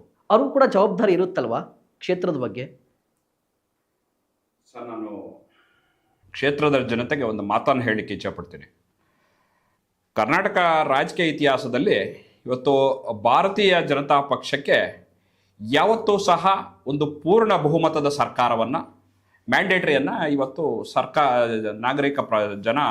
ನಾಗರಿಕರು ನಮಗೆ ನೀಡಿಲ್ಲ ಸರ್. ಇವತ್ತು ಎಲ್ಲಿಯವರೆಗೆ ನಾವು ಬರೀ ಸಮ್ಮಿಶ್ರ ಸರ್ಕಾರಗಳನ್ನು ಹೊಂದಾಣಿಕೆ ಮಾಡಿಕೊಂಡು ಇವತ್ತು ಅಧಿಕಾರ ನಡೆಸೋದಕ್ಕೂ ಇವತ್ತು ಪೂರ್ಣ ಬಹುಮತದ ಸರ್ಕಾರ ಅಧಿಕಾರ ನಡೆಸೋದಕ್ಕೂ ವ್ಯತ್ಯಾಸ ಇರ್ತಕ್ಕಂಥ ತಮಗೆಲ್ರಿಗೂ ಗೊತ್ತಿದೆ. ಇದು ಮೊದಲಿಂದನೂ ಕಾಂಗ್ರೆಸ್ ಭದ್ರಕೋಟೆಯಾಗಿದ್ದಂಥ ಕ್ಷೇತ್ರ, ಜೊತೆಗೆ ಮೀಸಲು ಕ್ಷೇತ್ರ. 2008ರಲ್ಲಿ ಮೊಟ್ಟ ಮೊದಲ ಬಾರಿಗೆ ಮೀಸಲು ಕ್ಷೇತ್ರ ಸಾಮಾನ್ಯ ಕ್ಷೇತ್ರವಾಗಿ ಮಾರ್ಪಟ್ಟು ಆ ದಿನ 2008ರಲ್ಲಿ ಮೊಟ್ಟ ಮೊದಲ ಬಾರಿಗೆ ಡಾಕ್ಟರ್ KP ಬಚ್ಚೇಗೌಡರು ಜಾತ್ಯತೀತ ಜನತಾದಳ ಮೊದಲ ಬಾರಿಗೆ ಶಾಸಕರಾಗಿ ಆಯ್ಕೆಯಾಗಿ ಬಂದರು. ಆ ಸಂದರ್ಭದಲ್ಲಿ ರಾಜ್ಯದಲ್ಲಿ ಸಮ್ಮಿಶ್ರ ಸರ್ಕಾರ ಇತ್ತು. ಮತ್ತು JDS ಮತ್ತು BJP ಎರಡೂ ಸೇರಿ ಸಮ್ಮಿಶ್ರ ಸರ್ಕಾರ ಮಾಡಿತು. ಆ ಸಂದರ್ಭದಲ್ಲಿ ಕುಮಾರಸ್ವಾಮಿ ಅವರು CM ಆಗಿದ್ದಾಗ ಇಡೀ ಒಂದು ಜಿಲ್ಲೆಯನ್ನು, ಇಡೀ ಚಿಕ್ಕಬಳ್ಳಾಪುರ ಒಂದು ತಾಲೂಕು ಕೇಂದ್ರವಾಗಿದ್ದ ಚಿಕ್ಕಬಳ್ಳಾಪುರವನ್ನು ಜಿಲ್ಲಾ ಕೇಂದ್ರವಾಗಿ ಘೋಷಣೆ ಮಾಡಿದ್ದು ಕುಮಾರಸ್ವಾಮಿ ಅವರು. ಆಗ ಈ ರಾಜ್ಯದ ಒಂದು ಫೈನಾನ್ಸ್ ಮಿನಿಸ್ಟರ್ ಆಗಿದ್ದಂಥವ್ರು ಯಡಿಯೂರಪ್ಪನವರು. ಮುಮ್ತಾಜ್ ಅಲಿ ಖಾನ್ ಅವರು ಅವತ್ತು ಜಿಲ್ಲಾ ಉಸ್ತುವಾರಿ ಸಚಿವರಾಗಿದ್ದರು. ಆ ಸಂದರ್ಭದಲ್ಲೂ ಸಹ ಸಾಕಷ್ಟು ಬಜೆಟಲ್ಲಿ ಒಂದು ಸ್ಪೆಷಲ್ ಪ್ಯಾಕೇಜನ್ನು ಕೊಟ್ಟು ಇವತ್ತು ಚಿಕ್ಕಬಳ್ಳಾಪುರದಲ್ಲಿ ಬಹಳ ಒಂದು ದೊಡ್ಡ ಮಟ್ಟ ನಗರೋತ್ಥಾನ ಯೋಜನೆಯಲ್ಲಿ ಸಾಕಷ್ಟು ಇಲಾಖೆ ಎಲ್ಲ ಕಚೇರಿಗಳಿಗೆ ಇವತ್ತು ಫೌಂಡೇಶನ್ ಹಾಕಿದಂಥದ್ದು ಅವತ್ತಿನ NDA ಸರ್ಕಾರ. ಆ ಸಂದರ್ಭದಲ್ಲಿ ಡಾಕ್ಟರ್ ಕೆ ಸುಧಾಕರ್ ಅವರೇನಾಗಿದ್ರು, ಅವರು ಒಂದು ಚಾರಿಟೇಬಲ್ ಟ್ರಸ್ಟನ್ನು ಮಾಡಿಕೊಂಡು ಸಾಕಷ್ಟು ಸಮಾಜಮುಖಿ ಕಾರ್ಯಕ್ರಮಗಳನ್ನು ಮಾಡ್ತಾ ಇದ್ರು. ವಿಶೇಷವಾಗಿ ವಿದ್ಯಾಕ್ಷೇತ್ರಕ್ಕೆ ಅವರು ಆಗಲೇ ಇವತ್ತು ಏನು ಸರ್ಕಾರಿ ಶಾಲೆಗಳಲ್ಲಿ ಓದ್ತಕ್ಕಂಥ ಒಂದು ಬಡವರ ಮಕ್ಕಳು ಇವತ್ತು ಹಣವನ್ನು ಪಾವತಿ ಮಾಡಿ ಇವತ್ತು ಬಸ್ ಪಾಸನ್ನು ಖರೀದಿ ಮಾಡುವಂಥ ಸ್ಥಿತಿಯಲ್ಲಿ ಇರಲಿಲ್ಲ. ಆಗಲೇ ಸಹ ಅವರು ಈ ಕ್ಷೇತ್ರದ MLA ಆಗಲಿಕ್ಕೆ ಮುಂಚೆನೆ ಕೂಡ ಉಚಿತ ಬಸ್ ಪಾಸ್ ಯೋಜನೆಯನ್ನು ಇಡೀ ಕ್ಷೇತ್ರಾದ್ಯಂತ ಜಾರಿ ತಂದರು. ಜೊತೆಗೆ ಅನೇಕ ಸಾಂಸ್ಕೃತಿಕ ಕಾರ್ಯಕ್ರಮಗಳು, ಹೆಣ್ಣು ಮಕ್ಕಳಿಗೆ ಇವತ್ತು ರಂಗೋಲೇಖ ಸ್ಪರ್ಧೆ ಮಾಡುವಂಥದ್ದು ಇರ್ಬೋದು, ಅನೇಕ ಹಬ್ಬ ಹರಿದಿನಗಳ ಕಾರ್ಯಕ್ರಮ ಮಾಡ್ತಕ್ಕಂಥದ್ದಿರ್ಬೋದು. ಅವ್ರದ್ದು ಶಾಂತಾ ವಿದ್ಯಾ ಇನ್ಸ್ಟಿಟ್ಯೂಷನ್ ಅಲ್ಲಿ ಶಿಕ್ಷಣ ಕ್ಷೇತ್ರಕ್ಕೆ ಒಂದು ದೊಡ್ಡ ಕೊಡುಗೆಯನ್ನು ಕೊಡ್ತಾ ಅವರು ಸಮಾಜಮುಖಿ ಕಾರ್ಯಕ್ರಮಗಳನ್ನು ಮಾಡ್ಕೊಡ್ತಾ ಬರ್ತಾ ಇದ್ರು. ಅದನ್ನ ಜೊತೆಗೆ ಅವರು ವೈದ್ಯಕೀಯ ಕ್ಷೇತ್ರದಲ್ಲಿ MBBS ಪದವೀಧರರು ಕೂಡ ಇವತ್ತಿನ ಒಂದು ರಾಜಕೀಯ ಸಾಮಾಜಿಕ ಕ್ಷೇತ್ರಕ್ಕೆ ಬಹಳ ಹೊಂದಿಕೊಂಡು ಯುವ ನಾಯಕರಾಗಿದ್ದರು. ಅದರಿಂದ ಜನ ಇವತ್ತು ಅಟ್ರಾಕ್ಟ್ ಆಗಿ ಏನು ಮಾಡ ಅವರು 2013 ಮೊಟ್ಟ ಮೊದಲ ಬಾರಿಗೆ ಅವರು MLA ಚುನಾವಣೆಗೆ ಸ್ಪರ್ಧೆ ಮಾಡಿದಾಗ ಅವರ ಒಂದು ದೂರದೃಷ್ಟಿ, ಅವರ ಚಿಂತನೆಗಳು, ಅವರು ಈ ಒಂದು ಕ್ಷೇತ್ರದ ಬಗ್ಗೆ ಅವರಿಗೆ ಇದ್ದಂಥ ಕಾಳಜಿ, ಜ್ಞಾನವನ್ನು ಮನಗಂಡಂಥ ಜನರು ಅವರನ್ನ ಇವತ್ತು MLA ಆಗಿ ಮಾಡಿದಾಗೂ ಸಹ ಅವರು ಸಣ್ಣ ಅವಧಿಯಲ್ಲಿ ಒಂದು ದೊಡ್ಡ ನಾಯಕರಾಗಿ ಇವತ್ತು ರಾಜ್ಯದಲ್ಲಿ ಬೆಳೀತಾ ಬಂದರು. ಅದು ಯಾವ ಹಂತಕ್ಕಂದ್ರೆ ಇಡೀ ರಾಜ್ಯದಲ್ಲಿ ಏನೇ ಮೂಲಭೂತ ಸಮಸ್ಯೆಗಳು ಬಂದರೂ ಸಹ ಇವತ್ತು ಅಲ್ಲಿನ ಮುಖ್ಯಮಂತ್ರಿಗಳಿರ್ಬೋದು, ಅಲ್ಲಿನ ಕ್ಯಾಬಿನೆಟ್ ಇರ್ಬೋದು, ಇವರ ಒಂದು ತೀರ್ಮಾನಗಳನ್ನು ತೆಗೆದುಕೊಂಡು ಒಂದು ಹೆಜ್ಜೆ ಇಡ್ತಕ್ಕಂಥ ಒಂದು ಸಮರ್ಥ ನಾಯಕತ್ವವನ್ನು ಇವತ್ತು ಡಾಕ್ಟರ್ ಕೆ ಸುಧಾಕರ್ ಅವರ ಒಂದು ಸೇವೆಯನ್ನು ಗುರುಸಿ ಅವರಿಗೆ ಮಂತ್ರಿ ಪದವಿ ಕೂಡ ಒಲಿದು ಬಂತು. ಆದರೆ ಅನ್ಫಾರ್ಚುನೇಟ್ ಆಗಿ ಏನಾಯಿತು, ಇಡೀ ಒಂದು ಈ ರಾಜ್ಯದ ಮೇಲೆ, ಇಡೀ ಈ ದೇಶದ ಮೇಲೆ ಕೊರೋನಾ ಎಂಬ ಒಂದು ಕರೆನೇರಳು ಇವತ್ತು ಅದರ ಮೇಲೆ ಮಾಡ್ತು. ಜೊತೆಗೆ ಒಂದು ನೋಟ್ ಬ್ಯಾನ್, ಇವತ್ತು ಏನೋ ಈ ಒಂದು ಸಾಮಾಜಿಕ ಒಂದು ಪಿಡುಗನ್ನು ತೆಗೆದಾಕಂತ ಕೇಂದ್ರ ಸರ್ಕಾರ, ಅದು ಒಳ್ಳೆಯ ಯೋಜನೆ, ಆ ಯೋಜನೆಯನ್ನು ತಂದರು. ಇದೆಲ್ಲವನ್ನ ಒಂದು ಹೊಸದಾಗಿ ಒಂದು ವ್ಯವಸ್ಥೆಯನ್ನು ನಾವು ಅಡಿಕ್ಟ್ ಮಾಡಬೇಕಾಗಿತ್ತು, ಒಂದು ಹೊಸ ಸಿಸ್ಟಮನ್ನು ಈ ರಾಜ್ಯದಲ್ಲಿ ಜೋಡಿಸ್ಬೇಕಾಗಿತ್ತು. ಆ ಕೊರೋನಾ ಸಂದರ್ಭದಲ್ಲೂ ಸಹ ಅವರಿಗೆ ಏನು ಇವತ್ತು 2 ಮಂತ್ರಿಗಳನ್ನು ಕೊಡ್ತು, ಒಂದು ವೈದ್ಯಕೀಯ ಶಿಕ್ಷಣ ಸಚಿವರು ಮತ್ತು ಜೊತೆಗೆ ಒಂದು ಆರೋಗ್ಯ ಖಾತೆ. ಆ ಸಂದರ್ಭದಲ್ಲಿ ಅವರಿಗೆ ಬರೀ ಕ್ಷೇತ್ರ ಒಂದೇ ಅಲ್ಲ, ಇಡೀ ರಾಜ್ಯದಲ್ಲಿ, ಇಡೀ ದೇಶದಲ್ಲಿ ಒಂದು ದೊಡ್ಡ ಜವಾಬ್ದಾರಿಯನ್ನು ಅವರು ಎಷ್ಟು ಯಶಸ್ವಿಯಾಗಿ ನಿಭಾಯನೆ ಮಾಡಿ ತಮಗೂ ಗೊತ್ತಿದೆ. ಇವತ್ತು ಕೇಂದ್ರ ಸರ್ಕಾರ ಕೂಡ ಅವರ ಆಡಳಿತನ ಮೆಚ್ಚಿ ಇವತ್ತು ಅವರಿಗೆ ಕೂಡ ಒಂದು ಅವಾರ್ಡನ್ನು ಕೊಟ್ಟಿರ್ತಕ್ಕಂಥದ್ದು ಕೂಡ ತಮಗೆ ಗೊತ್ತಿದೆ. ಅದರ ಜೊತೆಗೆ ಏನಂದ್ರು ಇವತ್ತು ಇರಬಹುದು, ಕಾಂಗ್ರೆಸ್ನಲ್ಲಿದ್ದರು, ಇವತ್ತು ಸಿದ್ದರಾಮಯ್ಯ ಸರ್ಕಾರದಲ್ಲಿದ್ದು, ತದನಂತರ ಸಮ್ಮಿಶ್ರ ಸರ್ಕಾರದಲ್ಲಿ ಇವತ್ತು ಬೊಮ್ಮಾಯಿ ಅವರ ಸರ್ಕಾರ ಬಂದಿರ್ಬೋದು. ನಿಜವಾಗಿ ಅವರ ಒಂದು ಕ್ಯಾಬಿನೆಟ್ ಮೇಲೆ, ಅವರ ಆಡಳಿತ ಮಂಡಳಿ ಮೇಲೆ ಒತ್ತಡ ಹಾಕಿ ಸಾವಿರಾರು ಕೋಟಿ ಇವತ್ತು ಕ್ಷೇತ್ರಕ್ಕೆ ಅನುದಾನ ತಂದರು. ಅದರ ಭಾಗವಾಗಿ ಇವತ್ತು ಏನು HN ವ್ಯಾಲಿ ಮತ್ತು KC ವ್ಯಾಲ್ಯೂ ಫೌಂಡೇಶನ್ ಹಾಕಿದವರು ಯಾರು? ಇವತ್ತು HN ವ್ಯಾಲ್ಯೂ ಯೋಜನೆ ಏನಂದ್ರೆ ಅವತ್ತು ಏನಾಗಿತ್ತು, ಭೀಕರ ಬರಗಾಲ, ಕೊರೋನಾ ಈ ಒಂದು ಹಳೆ ಮೈಸೂರು ಭಾಗ, ಈ ಭಾಗವನ್ನು ಕಾಡ್ತಾ ಇತ್ತು. ನಮ್ಮದು ಬಯಲು ಸೀಮೆ, ಯಾವುದೇ ಒಂದು ಶಾಶ್ವತ ನೀರಾವರಿ ಇರಲಿಲ್ಲ. ಅಂತ ಒಂದು ಕಷ್ಟದ ಸಂದರ್ಭದಲ್ಲಿ ಎಲ್ಲಿ ಬೋರ್ವೆಲ್ ಕೊರೆದ್ರು 1500 ಅಡಿ ಡೀಪ್ ಇವತ್ತು ಕೊರೆದ್ರು, ಇವತ್ತು ನೀರಿಲ್ಲ. ಎಲ್ಲೋ ಒಂದು 500 ಗ್ಯಾಲನ್ ನೀರು ಸಿಕ್ಕಿದ್ರು ಅದರ ನೀರು ಆಚೆ ತರಬೇಕಾದ್ರೆ 10 ರಿಂದ 15 ಸಾವಿರ, ಇವತ್ತು ನಾವು 10 ರಿಂದ 15 ಲಕ್ಷ ಇವತ್ತು ಪಂಪ್ ಸೆಟ್ಗೆ ನಾವು ಖರ್ಚು ಮಾಡಬೇಕಾಗಿತ್ತು. ಇಂತಹ ಸಂದರ್ಭದಲ್ಲಿ ಅವರು ಅವತ್ತು ಹೇಳಿದ್ರು, ಇದೊಂದು ತಾತ್ಕಾಲಿಕ ವ್ಯವಸ್ಥೆ, ಇದರ ಜೊತೆಗೆ ನಾವು ಶಾಶ್ವತ ನೀರಾವರಿ ಎತ್ತಿನ ಯೋಜನೆಯನ್ನು ಅದನ್ನು ಮುಂದುವರಿಸ್ತೀವಿ. ಬಜೆಟಲ್ಲಿ, ಪ್ರತಿ ಬಜೆಟಲ್ಲಿ ಇವತ್ತು ಸುಧಾಕರ್ ಅವರು ಈ ಒಂದು ವಿಧಾನಸಭಾ ಕ್ಷೇತ್ರದಲ್ಲಿ MLA ಆಗಿರೋ ಪ್ರತಿ ಬಜೆಟಲ್ಲಿ ಇವತ್ತು ಎತ್ತಿನ ಹೊಳೆಗೆ ಹಣವನ್ನು ರಿಸರ್ವ್ ಮಾಡಿಸಿದ್ದಾರೆ ಅವರು. ಇವತ್ತು ಅಲ್ಲಿ ಹಣವನ್ನು ಮೀಸಲಿಡಿಸ್ತಾ ಬಂದರು, ಅಲ್ಲಿ ಅದರೂ ಕೆಲಸ ಆಗ್ತಾ ಬಂತು. ಇಲ್ಲಿ HN ವ್ಯಾಲ್ಯೂ ನೀರನ್ನು ತಂದು ಕೆರೆಗಳನ್ನು ತುಂಬಿಸಿ ಅವತ್ತು ಕೂಡ ಹೇಳಿದ್ರು, ಇದು ತಾತ್ಕಾಲಿಕವಾಗಿ ಕುಡಿಲಿಕ್ಕೆ ಅಲ್ಲ, ಇದು ಬರೀ ಕೃಷಿಗೆ ಮಾತ್ರವನ್ನು ಬಳಕೆ ಮಾಡಿ ಅಂತ ಹೇಳಿ ಬರೀ ಕೃಷಿಗೆ ಕೆರೆಗಳನ್ನು ತುಂಬಿಸಿದ್ರು. ಜೊತೆಗೆ ಅವತ್ತೇ ಅವ್ರು ಹೇಳಿದ್ರು, ಇದು 3 ಹಂತದ ಶುದ್ಧೀಕರಣ ಆಗಲೇಬೇಕು ಅಂತ.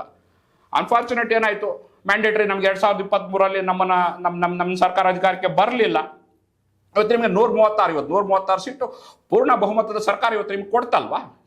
ಯಾಕೆ ಇಲ್ಲಿರ್ತಕ್ಕಂಥ ಜ್ವಲಂತ ಸಮಸ್ಯೆಗಳಿಗೆ ತಮ್ಗೆ ಅರಿದಿಯಲ್ಲ. ಸಿದ್ದರಾಮಯ್ಯನವರು ನಾನೊಬ್ಬ ದೊಡ್ಡ 17 ಬಾರಿ ನಾನು ಇವತ್ತು ಬಜೆಟನ್ನು ಮಂಡಿಸಿದ್ದೀನಿ, ಹಾಗಾದರೆ ಕೋಲಾರ ಚಿಕ್ಕಬಳ್ಳಾಪುರ ಕ್ಷೇತ್ರದ ಒಂದು ನಾಡಿ ಮಿಡಿತ ತಮಗೆ ಗೊತ್ತಿಲ್ವಾ? ಹಾಗಾಗಿ ತಾವು ದಯವಿಟ್ಟು ಏನಂದರೆ ಈ ಕ್ಷೇತ್ರದ ಬಗ್ಗೆ ತಾವು ಕಣ್ಣು ಹರಿಸಿ ಇಲ್ಲಿ ಇವತ್ತು ತುಂಬ ಕಷ್ಟ ಇದೆ. ಇವತ್ತು ಜೊತೆಗೆ ಇವತ್ತು ಯಾಕೆ ತಾವು ಇಷ್ಟು ದಿನ ಬೇಕಾಯ್ತಾ 3ನೇ ಹಂತದ ಶುದ್ಧೀಕರಣ ಯೋಜನೆಗೆ ಈ ಬಜೆಟಲ್ಲಿ ತಾವು ಯಾಕೆ ಅನುದಾನವನ್ನು ಮೀಸಲಿಡಲಿಲ್ಲ? ನೀವು ಇದನ್ನು ಏನಾದರೂ ಹೀಗೆ ಮುಂದುವರಿಸಿದ್ರೆ ಆ ಪೊಲ್ಯೂಷನ್ ಆಗಿರೋ ನೀರನ್ನು ನಾವು ಸೇವಿಸ್ತಾ ಬಂದರೆ ಮುಂದಿನ ದಿನಗಳಲ್ಲಿ ತಮಗೆ ಗೊತ್ತಿದೆ ಅದು ಕ್ಯಾನ್ಸರ್ ಆಗಿ ಮಾರ್ಪಾಡಾಗ್ಬೋದು. ಎಲ್ಲ ಏನು ನಮ್ಮ ಆರ್ಗನ್ಸ್, ಬಾಡಿ ಆರ್ಗನ್ಸ್ ಏನಿದೆ ಇವತ್ತು ಮಲ್ಟಿ ಆರ್ಗನ್ ಫೈಲ್ಯೂರ್ಸ್, ಇವತ್ತು ಮಲ್ಟಿ ಆರ್ಗನ್ ಫೈಲ್ಯೂರ್ಸ್ ಯಾಕೆ ಆಗ್ತಾ ಇದೆ? ಇದರ ಒಂದು ಕೆಮಿಕಲ್ ಎಫೆಕ್ಟಿಂದ. ಸೊ ಇದರ ಪರಿಣಾಮ ಮುಂದೆ ತುಂಬ ಭೀಕರವಾಗಿರ್ತದೆ. ಈಗ ಎಚ್ಚೆತ್ಕೊಳ್ಳಿಲ್ಲ ಅಂದರೆ ಖಂಡಿತವಾಗಿ ಇದರ ಪರಿಣಾಮವನ್ನು ಬಹಳ ಭೀಕರವಾಗಿ ನೋಡುವಂಥ ಕಾಲ ಬಂದೇ ಬರ್ತದೆ. ಓಕೆ ಸರ್, ಇಷ್ಟೆಲ್ಲ ಮಾತಾಡಿದ್ರಲ್ವಾ, ಸಂಸದರು ಏನು ಮಾಡೋರು ಸರ್? ಸರ್ ನೋಡಿ, ಭಾರತೀಯ ಜನತಾ ಪಕ್ಷ ಒಂದು ಅಲ್ಲ ಸರ್, ಒಂದು ನಿಮಿಷ ನೋಡಿ, ನೀವು ಪ್ರಬಲ ರಾಷ್ಟ್ರೀಯ ಪಕ್ಷ, ಸುಧಾಕರ್ ಅವರು ಹಂಗಿದ್ರು ಹಿಂಗಿದ್ರು ಎಲ್ಲವೂ ಓಕೆ. ಈಗ ಇತಿಹಾಸವನ್ನ ಬಿಟ್ಬಿಡೋಣ, ಈಗ ವಾಸ್ತವಕ್ಕೆ ಬರೋಣ. ಈಗ ಜನರು ವಾಸ್ತವದಲ್ಲಿ ಬದುಕೋಣ. ವಾಸ್ತವದಲ್ಲಿ ನಾನು ಹೇಳಿದ ಪ್ರಶ್ನೆ ಸಿಂಪಲ್ ಆಗಿತ್ತಾ? ಶಾಸಕರ ಜವಾಬ್ದಾರಿ ಬಗ್ಗೆ ಮಾತನಾಡೋರು ನೀವು ಸಂಸದರ ಜವಾಬ್ದಾರಿ ಬಗ್ಗೆ ಕೂಡ ಮಾತನಾಡಬೇಕಾಗುತ್ತೆ. ಸಂಸದರು ಏನ್ ಮಾಡ್ತಿದ್ದಾರೆ ಅನ್ನೋದು ಕೂಡ ಇಂಪಾರ್ಟೆಂಟ್ ಆಗುತ್ತಲ್ವಾ ಅನ್ನೋದು ನನ್ನ ಪ್ರಶ್ನೆ. ಸೊ ಸಂಸದರು ಈ ಸಮಸ್ಯೆಯನ್ನ ಏನಾದರೂ ಗಮನಿಸಿದ್ದಾರಾ? ಇಫ್ ಇನ್ ಕೇಸ್ ಏನಾದರೂ ಗಮನಿಸಿದ್ರೆ ಏನಾದರೂ ಪರಿಹಾರ ಕೊಡುವ ರೀತಿಯಲ್ಲಿ ಏನಾದರೂ ಹೆಜ್ಜೆಯನ್ನ ಇಟ್ಟಿದ್ದಾರಾ? ನೋಡಿ, ಸಂಸದರು ಕ್ಷೇತ್ರದ ಮೂಲಭೂತ ಸಮಸ್ಯೆಗಳ ಬಗ್ಗೆ ಬಹುಶಃ ಅವರಷ್ಟು ಆಳವಾಗಿ ಅಧ್ಯಯನ ಮಾಡಿ ತಿಳ್ಕೊಂಡಿರ್ತಕ್ಕಂಥ ರಾಜಕೀಯ ಕ್ಷೇತ್ರದಲ್ಲಿ ಇನ್ನೊಬ್ರು ಯಾರೂ ಇಲ್ಲ. ಈಗ ಅವರು ಏನಾಗಿದೆ ನೋಡಿ, ಅಧಿಕಾರ ವಿಕೇಂದ್ರೀಕರಣ ಅಂತ ಬಂದಾಗ ಕೇಂದ್ರ ಸರ್ಕಾರದ ಜವಾಬ್ದಾರಿಗಳೇ ಬೇರೆ ಇರ್ತವೆ, ರಾಜ್ಯ ಸರ್ಕಾರದ ಜವಾಬ್ದಾರಿಗಳೇ ಬೇರೆ ಇರ್ತವೆ. ಬಹುತೇಕ ನೀರಾವರಿ ಯೋಜನೆಗಳಿಗೆ ತಾವು ಅನುದಾನವನ್ನು ಕೊಡ್ತಕ್ಕಂಥ ಬಹುಪಾಲು ಜವಾಬ್ದಾರಿ ಇರ್ತಕ್ಕಂಥದ್ದು ರಾಜ್ಯ ಸರ್ಕಾರಗಳಿಗೆ. ಇವತ್ತು ಎಲ್ಲ ತೆರಿಗೆಯಲ್ಲಿ ಇವತ್ತು GST ತೆರಿಗೆ ಇರ್ಬೋದು, ಪೆಟ್ರೋಲ್ ಇರ್ಬೋದು, ಗ್ಯಾಸ್ ಇರ್ಬೋದು, ಎಲ್ಲದರಲ್ಲೂ ನಿಮ್ಮ ರಾಜ್ಯ ಸರ್ಕಾರಗಳಿಗೆ ತೆರಿಗೆ ಪಾಲು ಹೋಗೋದಿಲ್ವೇ? ನಿಮಗೆ ಜವಾಬ್ದಾರಿ ಇಲ್ವೇ? ಖಂಡಿತವಾಗಿ ಸಂಸದರು ಕೇವಲ ಚಿಕ್ಕಬಳ್ಳಾಪುರ ವಿಧಾನಸಭಾ ಕ್ಷೇತ್ರ ಒಂದೇ ಅಲ್ಲ, ಅವರ ಕಾರ್ಯವ್ಯಾಪ್ತಿಗೆ ಇವತ್ತು ಸುಮಾರು 7-8 ಇವತ್ತು ವಿಧಾನಸಭಾ ಕ್ಷೇತ್ರಕ್ಕೆ ಬರ್ತದೆ. ಅದು ಯಲಹಂಕಿಯಿಂದ ಮೊದಲುಗೊಂಡು ಇವತ್ತು ಬಾಗೇಪಲ್ಲಿವರೆಗೂ ಇರ್ತದೆ. ಸೊ ಹಾಗಾಗಿ ತಾವು ಎಲ್ಲ ಕ್ಷೇತ್ರಗಳನ್ನು ಅವರು ಅಲ್ಲಿ ಮೂಲಭೂತ ಸಮಸ್ಯೆಗಳನ್ನು ತಾವು ಗಮನಿಸಬೇಕಾಗಿರೋದ್ರಿಂದ ಬರೀ ಚಿಕ್ಕಬಳ್ಳಾಪುರವನ್ನೇ ಅವರು ಟಾರ್ಗೆಟ್ ಮಾಡ್ಲಿಕ್ಕೆ ಆಗಲ್ಲ. Okay, thank you so much sir. ನನ್ನ ಪ್ರಶ್ನೆಗೆ ಉತ್ತರ ಸಿಕ್ಕಿಲ್ಲ. Thank you so much. ನನ್ನ ಪ್ರಶ್ನೆಗೆ ಉತ್ತರ ಸಿಕ್ಕಿಲ್ಲ. ಓಕೆ ಗಂಗರಾಜ್ ಸರ್ ಏನ್ ಹೇಳ್ತೀರಿ? ಆಯ್ತು. ರಾಷ್ಟ್ರೀಯ ಪಕ್ಷಗಳ ಇಡೀ ಇತಿಹಾಸವನ್ನ ನೋಡ್ಕೊಂಡ್ ಬಂದ್ರು ಕೂಡ ಇದೇ ರೀತಿ ಆಗುತ್ತೆ. ಅವ್ರ ಮೇಲೆ ಇವ್ರ ಮೇಲೆ ಅವರೇ ಆಗ್ತಾ ಇದ್ದಾರೆ. ಪ್ರಾದೇಶಿಕ ಪಕ್ಷವಾಗಿ ಏನ್ ಹೇಳ್ತೀರಿ ಈ ಸಮಸ್ಯೆ ಬಗ್ಗೆ? ಪ್ರಾದೇಶಿಕ ಪಕ್ಷವಾಗಿ ನಾನು ಹೇಳೋದೇನಂದ್ರೆ 2007-8ರಲ್ಲೇ ಸಮೇತ ಚಿಕ್ಕಬಳ್ಳಾಪುರಕ್ಕೆ ನೀರಿನ ಒಂದು ಸಮಸ್ಯೆ ಎದುರಾದಾಗ ಇದೇ ನಮ್ಮ ಪಕ್ಷದ ಶಾಸಕರು ಮೊದಲಿಗೆ ಆಯ್ಕೆಯಾದಾಗ ಈ ದೊಡ್ಡಬಳ್ಳಾಪುರ ಚಿಕ್ಕಬಳ್ಳಾಪುರದ ನಡುವಿನ ಒಂದು ನೀರಿನ ಘರ್ಷಣೆ ಆದಾಗ ಮುಖ್ಯಮಂತ್ರಿಗಳಾಗಿದ್ದಂತ ಆಗಿನ ಮುಖ್ಯಮಂತ್ರಿಗಳು ನಮ್ಮ ಕುಮಾರಸ್ವಾಮಿ ಅವರು ನೇರ ಮಧ್ಯಸ್ಥಿಕೆ ವಹಿಸಿ ಜಕ್ಕಲಮಡುಗು ನೀರನ್ನ ಚಿಕ್ಕಬಳ್ಳಾಪುರಕ್ಕೆ ತಂದು ಕೊಟ್ಟಂತ ಮಹನೀಯರು ನಮ್ಮ ಕುಮಾರಣ್ಣವರು. ಯಾಕೆ ಕೇಳ್ತೀನಂದ್ರೆ, ಜನ ಅಂತ ಬಂದಾಗ, ಇಲ್ಲಿ ಕುಡಿಯುವ ನೀರಿನ ಸಮಸ್ಯೆ ಅಂತ ಬಂದಾಗ ಯಾವುದೇ ಪಕ್ಷ ಭೇದ ಮಗದೊಂದನ್ನ ಹೊರತುಪಡಿಸಿ ರೈತರ ಹಿತ ಕಾಯೋದೇ ನಮ್ಮ ಪಕ್ಷದ ಮೊದಲ ಅಜೆಂಡಾ ಆಗಿರ್ತದೆ. ಎರಡನೇದಾಗಿ ನಾನು ಹೇಳೋದೇನಂದ್ರೆ, ಇವನು 3ನೇ ಹಂತದ ಶುದ್ಧೀಕರಣ 3 ವರ್ಷ ಆದ್ರೂ ಯಾಕೆ ಧ್ವನಿ ಎತ್ತಲಿಲ್ಲ? ಒಂದನೇದು. ಎರಡನೇದು, ಹೋರಾಟಗಾರರು ಎಷ್ಟೋ ವರ್ಷಗಳಿಂದ ಧ್ವನಿಗೆ ಎತ್ತಿದ್ರೆ ಅವ್ರ ಮೇಲೆ ಕೇಸ್ ಹಾಕುವಂತ ಪ್ರಯತ್ನಗಳು, ಅವ್ರನ್ನ ಬಂಧಿಸುವಂತ ಪ್ರಯತ್ನಗಳು, ರೈತರ ಮುಖಂಡರುಗಳ ಮೇಲೆ ಕೇಸುಗಳು, ಇವೆಲ್ಲ 2 ರಾಷ್ಟ್ರೀಯ ಪಕ್ಷಗಳಿಂದ ಆಗಿರುವಂತ ವಿಚಾರಗಳು. ಈಗಿನ ಶಾಸಕರು ಇದನ್ನ ನೀವು ಧ್ವನಿ ಎತ್ತಿದ್ರ, ಇಲ್ಲ ಅಂತ ಹೇಳಿಲ್ಲ. ಆಗ ಧ್ವನಿ ಎತ್ತಿದವರು ಈಗ ಯಾಕೆ ಪಕ್ಷಕ್ಕೆ ಬ್ಲೈಂಡ್ ಆಗಿದ್ದೀರಾ? ನೀವು ಪಕ್ಷಕ್ಕೆ ಬ್ಲೈಂಡ್ ಆಗೋದನ್ನ ಬಿಡಿ, ಜನರ ಪರವಾಗಿ ನೀವು ಆ ದಿನ ಎತ್ತಿದಂತ ಧ್ವನಿ ಇವತ್ತು ಎತ್ತಿ, ನಾವು ನಿಮ್ ಜೊತೆ ಇದ್ದೇವೆ ಅಂತ ನಾವು ಈ ಮೂಲಕ ಹೇಳ್ತಿದ್ವಿ. ಪಕ್ಷಾತೀತವಾಗಿ ಪಕ್ಷವನ್ನು ಹೊರತುಪಡಿಸಿ ಜನರ ಹಿತವನ್ನ ಕಾಯೋ ಒಂದು ಉದ್ದೇಶದಿಂದ ನಾವು ಎಲ್ಲ ಪಕ್ಷದ ಶಾಲೆಗಳನ್ನ ಬದಿವತ್ತು ಮಾತಾಡೋದಾದ್ರೆ ಮಾನವೀಯತೆಯ ದೃಷ್ಟಿಯಿಂದ ನೀರು, ಶುದ್ಧ ಕುಡಿಯುವ ನೀರನ್ನ ಜನರಿಗೆ ಒದಗಿಸ್ಬೇಕು ಅನ್ನೋದು ಎಲ್ಲರ ಆಗ್ರಹ.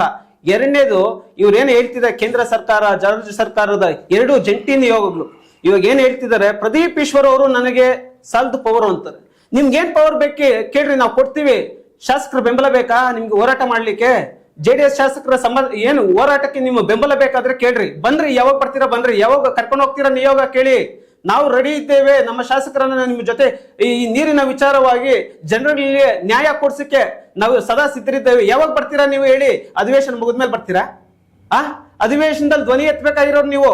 ಬಜೆಟ್ ಫಸ್ಟ್ ಬಜೆಟ್ ಅಲ್ಲಿ ನೀವು ಮನ್ನೆ ಆಗಿಲ್ಲ, 2ನೇ ಸಪ್ಲಿಮೆಂಟರಿ ಬಜೆಟ್ ಅಲ್ಲಾದ್ರೂ ಅನುದಾನ ಇಡಿಸಿ, ನೀವು ನಿಮ್ಮ ಕೂಗು ಕೇಳಿಸ್ಲಿ.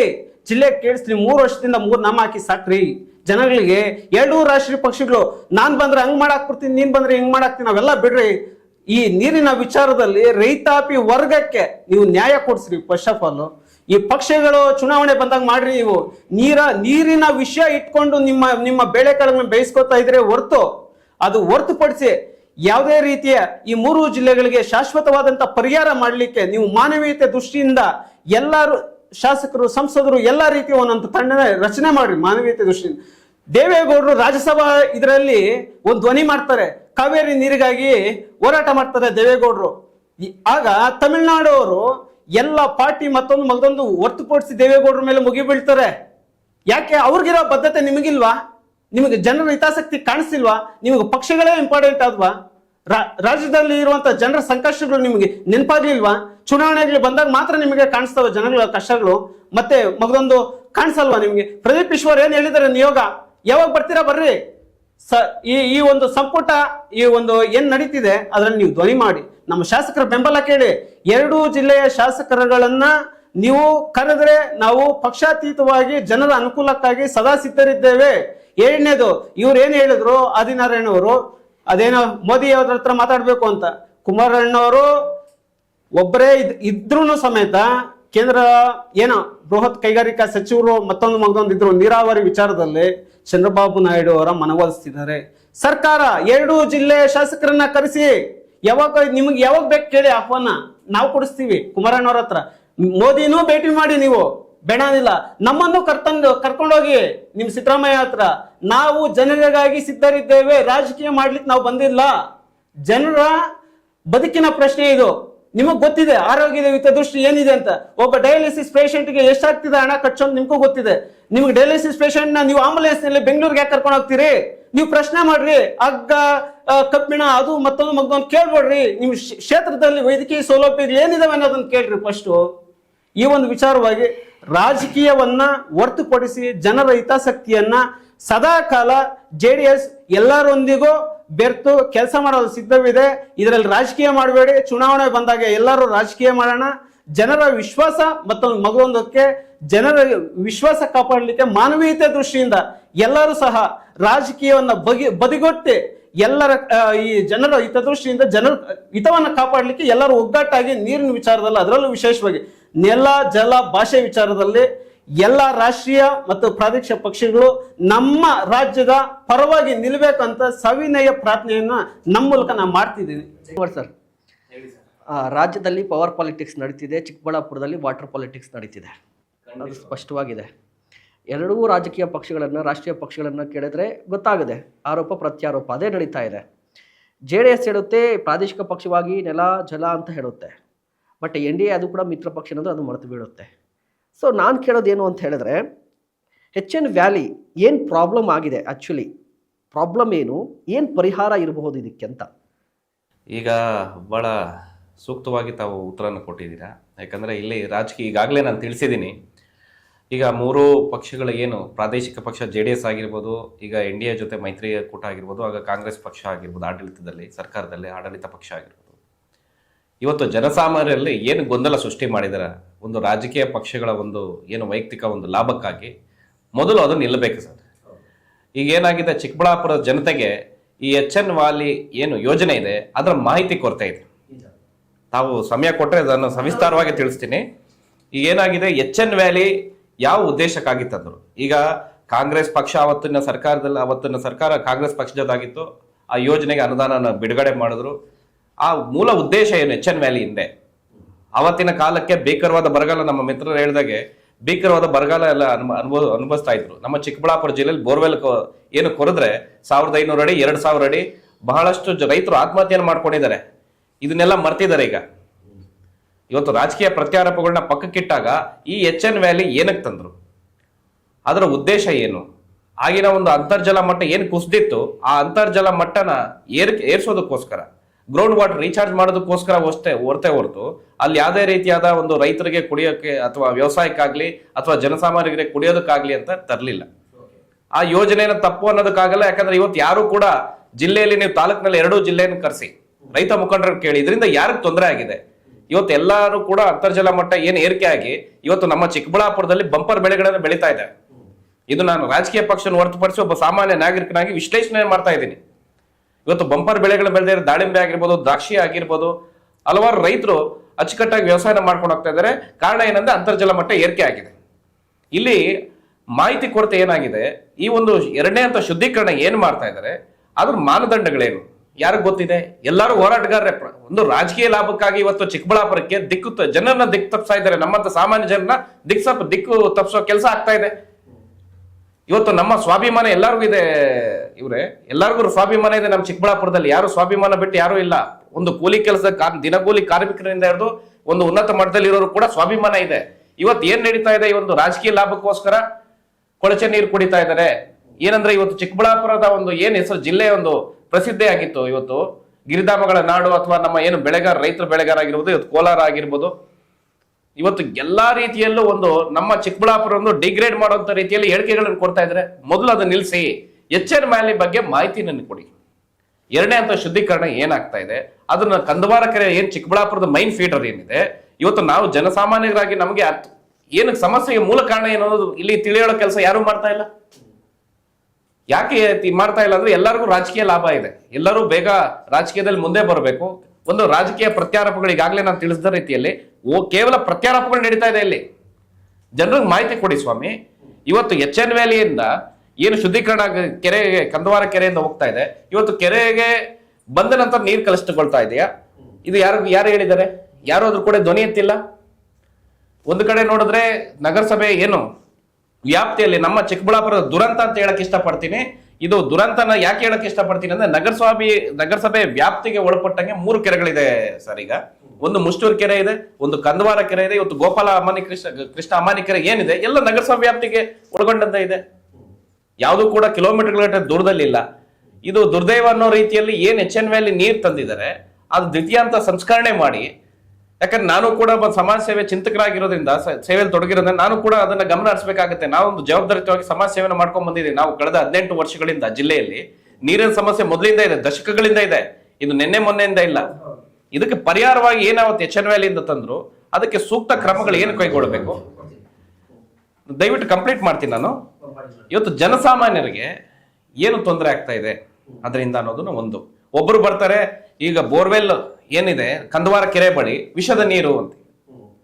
ಆ ವಿಷದ ನೀರು ಅನ್ನೋದು ಯಾರು ಕುಡಿತಾ ಇಲ್ಲ. ಈಗ ಯಾರು ಬೋರ್ವೆಲ್ಗಳು ಆಗಿನ ಕಾಲದಲ್ಲಿ ಕಂದವಾರ, ನಮ್ಮ ತಂದೆಯವರು ಕೂಡ ಕಂದವಾರ ಬಾಗ್ಲಲ್ಲಿ ನಮ್ಮ ತಂದೆಯವರು ನಿವಾಸಿಗಳಾಗಿದ್ರು. ಆಗಿನ ಕಾಲದಿಂದ ಬೋರ್ವೆಲ್ ಇದೆ ಇದು ಕಂದವಾರ ಬಾಗ್ಲಲ್ಲಿ. ಅವತ್ತು 2017 ಯೋಜನೆ ತರಕ್ಕಿಂತ ಮುಂಚೆ ನಾವು ಗಮನಿಸಿದ್ರೆ ಹಿಂದೆ ತಿರುಗಿ ನೋಡಿದಾಗ ಅಲ್ಲಿ ಫಿಲ್ಟ್ರೇಷನ್ ವ್ಯವಸ್ಥೆ ಮಾಡಿದ್ದಾರೆ. ಇವತ್ತು ಕೂಡ ತಮ್ಗೆ ಬೇಕಾದ್ರೆ ಮಾಧ್ಯಮದವರಿಗೆ ನಾನು ಫೋಟೋಗಳನ್ನ ಬೇಕಾದ್ರೆ ತೋರಿಸುವಂತ ಕೆಲಸ ಮಾಡ್ತೀನಿ. ಇವತ್ತು ಕೂಡ ಜನ ಬಂದು ಫಿಲ್ಟರ್ ವಾಟರ್ಗಳನ್ನ ತಗೊಂಡು ಹೋಗ್ತಾ ಇದ್ದಾರೆ. ಯಾರು ಸಂಸದರಾದ ಸುಧಾಕರ್ ಆಗಿನ ಕಾಲದಲ್ಲಿ ಶಾಸಕರಾಗಿದ್ರು, ಕಾಂಗ್ರೆಸ್ ಪಕ್ಷದಲ್ಲಿದ್ರು. ಆಗಿನ ಕಾಲಕ್ಕೆ ಈ ಯೋಜನೆ ಕಾರ್ಯಗತ ಆಗಕ್ಕೆ ಮುಂಚೆನೆ ಮಾಡಿದ್ದಾರೆ. ಅದು 104 ಏನ್ ಫಿಲ್ಟ್ರೇಷನ್ ವ್ಯವಸ್ಥೆ ಮಾಡಿದ್ರೆ ಇವತ್ತು ಪಕ್ಷಾತೀತವಾಗಿ ಎಲ್ಲರಿಗೂ ಜನಸಾಮಾನ್ಯರಿಗೆ ನಮ್ಗೆ ಇಲ್ಲಿ ಪಕ್ಷದ ಬಿಡಿ ಅನುಕೂಲ ಆಗ್ತಾ ಇದೆ. ಬಟ್ ಏನಾಗ್ತಾ ಇದೆ, ನಮ್ಮ ಯುಜಿಡಿಗಳು ಏನಿದೆ ನಗರಸಭೆ ವ್ಯಾಪ್ತಿಯಲ್ಲಿ ಎಲ್ಲ ಕೊಳಚೆ ನೀರು, ನೀವು ಡ್ರೈನೇಜ್ ವಾಟರ್ ಯುಜಿಡಿ ಪಿಟ್ಟಲ್ ತುಂಬಿರೋದನ್ನೆಲ್ಲ ತೆಗೆದುಕೊಂಡು ಹೋಗಿ ತಾವು ನಗರಸಭೆ ಏನು ಕೆಲಸ ಏನಿದೆ ಕೆಲಸಗಳಿದೆ, ಒಳಚರಂಡಿ ವ್ಯವಸ್ಥೆ ಸಮರ್ಪಕವಾಗಿಲ್ಲ. ಇವತ್ತು ಎಲ್ಲ ನೀವು ಕಂದವಾರ ಕೆರೆಗೆ ಬಿಡೋದು, ಅಲ್ಲಿಂದ ಮೈನ್ ಫೀಡರ್ ಇಂದ ಎಲ್ಲಾ ಕೆರೆಗಳಿಗೆ ಸರಬರಾಜು ಆಗೋದು ಕೆರೆ ತುಂಬಿಸೋ ಕಾರ್ಯ. ಇವತ್ತು ಕೆರೆಗಳು ನಾನು ಹೇಳಕ್ ಇಷ್ಟಪಡ್ತೀನಿ ತಮ್ಮ ಮಾಧ್ಯಮದ ಮುಖಾಂತರ, ಯಾವುದೋ 3 ಪಕ್ಷದ ರಾಜಕೀಯ ಪಕ್ಷದ ಯಾವ್ದೋ ಪ್ರಾದೇಶಿಕ ಪಕ್ಷ ಆಗ್ಲಿ ರಾಜಕೀಯ ಪಕ್ಷದ ಸ್ವತ್ತಲ್ಲ, ನಮ್ಮೆಲ್ಲ ಜನರುಗಳದ್ದು ಸ್ವತ್ತು. ಈ ಮೂಲಕ ನಾನು ಚಿಕ್ಕಬಳ್ಳಾಪುರ ಜನತೆಯಲ್ಲಿ ಮನವಿ ಮಾಡ್ತೀನಿ, ಈ ಒಳಚರಂಡಿ ವ್ಯವಸ್ಥೆ ಮತ್ತೆ ಯುಜಿಡಿ ಏನಿದೆ, ಎಸ್ ಟಿ ಪಿ ಸರಿಯಾಗಿ ಕಾರ್ಯನಿರ್ವಹಿಸ್ತಾ ಇಲ್ಲ. ಮಾಧ್ಯಮದವ್ರಿಗೆ ನನ್ನೆ ಕೂಡ ನಾನು ಸಂದರ್ಶನದಲ್ಲಿ ಹೇಳಿದೆ, ಮೊದಲು ನಮ್ಮ STP ಆಗ್ಬೇಕು. ಇಲ್ಲಿ STP ಇಲ್ಲ, ಯುಜಿಡಿಗಳು ಇಲ್ಲ, ಎಲ್ಲ ತೆಗೆದು ಕೆರೆಗೆ ಬಿಟ್ಟಾಗ ನೀವು 3ನೇ ಹಂತ ಸಂಸ್ಕರಣೆ ನಾಳೆ ಮಾಡುದು ನಮ್ಮ ಬದುಕಿಷ್ಟೇ. ನಾಳೆ ದಿನ ಇದೆ 4ನೇ ಹಂತ ಶುದ್ಧೀಕರಣ ಇಲ್ಲ. ನನಗೆ ಬಂದಿರೋ ಮಾಹಿತಿ ಪ್ರಕಾರ ನಾನು ಕೂಡ ವಿಚಾರನ ಕೂಲಂಕುಷವಾಗಿ ನಾನು 18 ವರ್ಷದಿಂದ ನಾನು ಗಮನಿಸ್ಕೊಂಡ್ ಬಂದಿದ್ದೀನಿ. ಯಾಕಂದ್ರೆ ನನಗೆ ಗೊತ್ತು ಜಿಲ್ಲೆಯ ಸಮಸ್ಯೆ ಏನಿದೆ ಅಂತ ಹೇಳಿ. ನಾನು ಕೂಡ ವಿಜ್ಞಾನಿಗಳ ಜೊತೆ ಸಂವಾದ ಮಾಡಿದ್ದೀನಿ. ಯಾವುದೋ ರೀತಿ ಆಡಂಬರದಲ್ಲಿ ಯಾವುದೇ ರೀತಿ ತಪ್ಪು ಮಾಹಿತಿಗಳನ್ನ ನಾವು ಕೊಡುವಂತ ಕೆಲಸ ಏನ್ ಇವತ್ತು ಮಾಡ್ತಾ ಇದ್ರೆ ಎಲ್ಲ ಸಮಾಜ ಸೇವೆ ಆಗಿರ್ಬೋದು, ರಾಜಕೀಯದ ಪಕ್ಷಗಳೇನಾಗಿರ್ಬೋದು, ಇದು ಮಾಹಿತಿ ಕೊಡಿ ಫಸ್ಟ್. ಇವತ್ತು 3ನೇ ಹಂತ ಶುದ್ಧೀಕರಣ ಮಾಡಿದ್ರೆ it's nothing but RO water. ಇದನ್ನ 3 ದಿನಗಳಿಂದ ನಾನು ಸುಮನ್ ಟಿವಿ ಸಂದರ್ಶನದಲ್ಲಿ ಹೇಳಿದ್ದೀನಿ.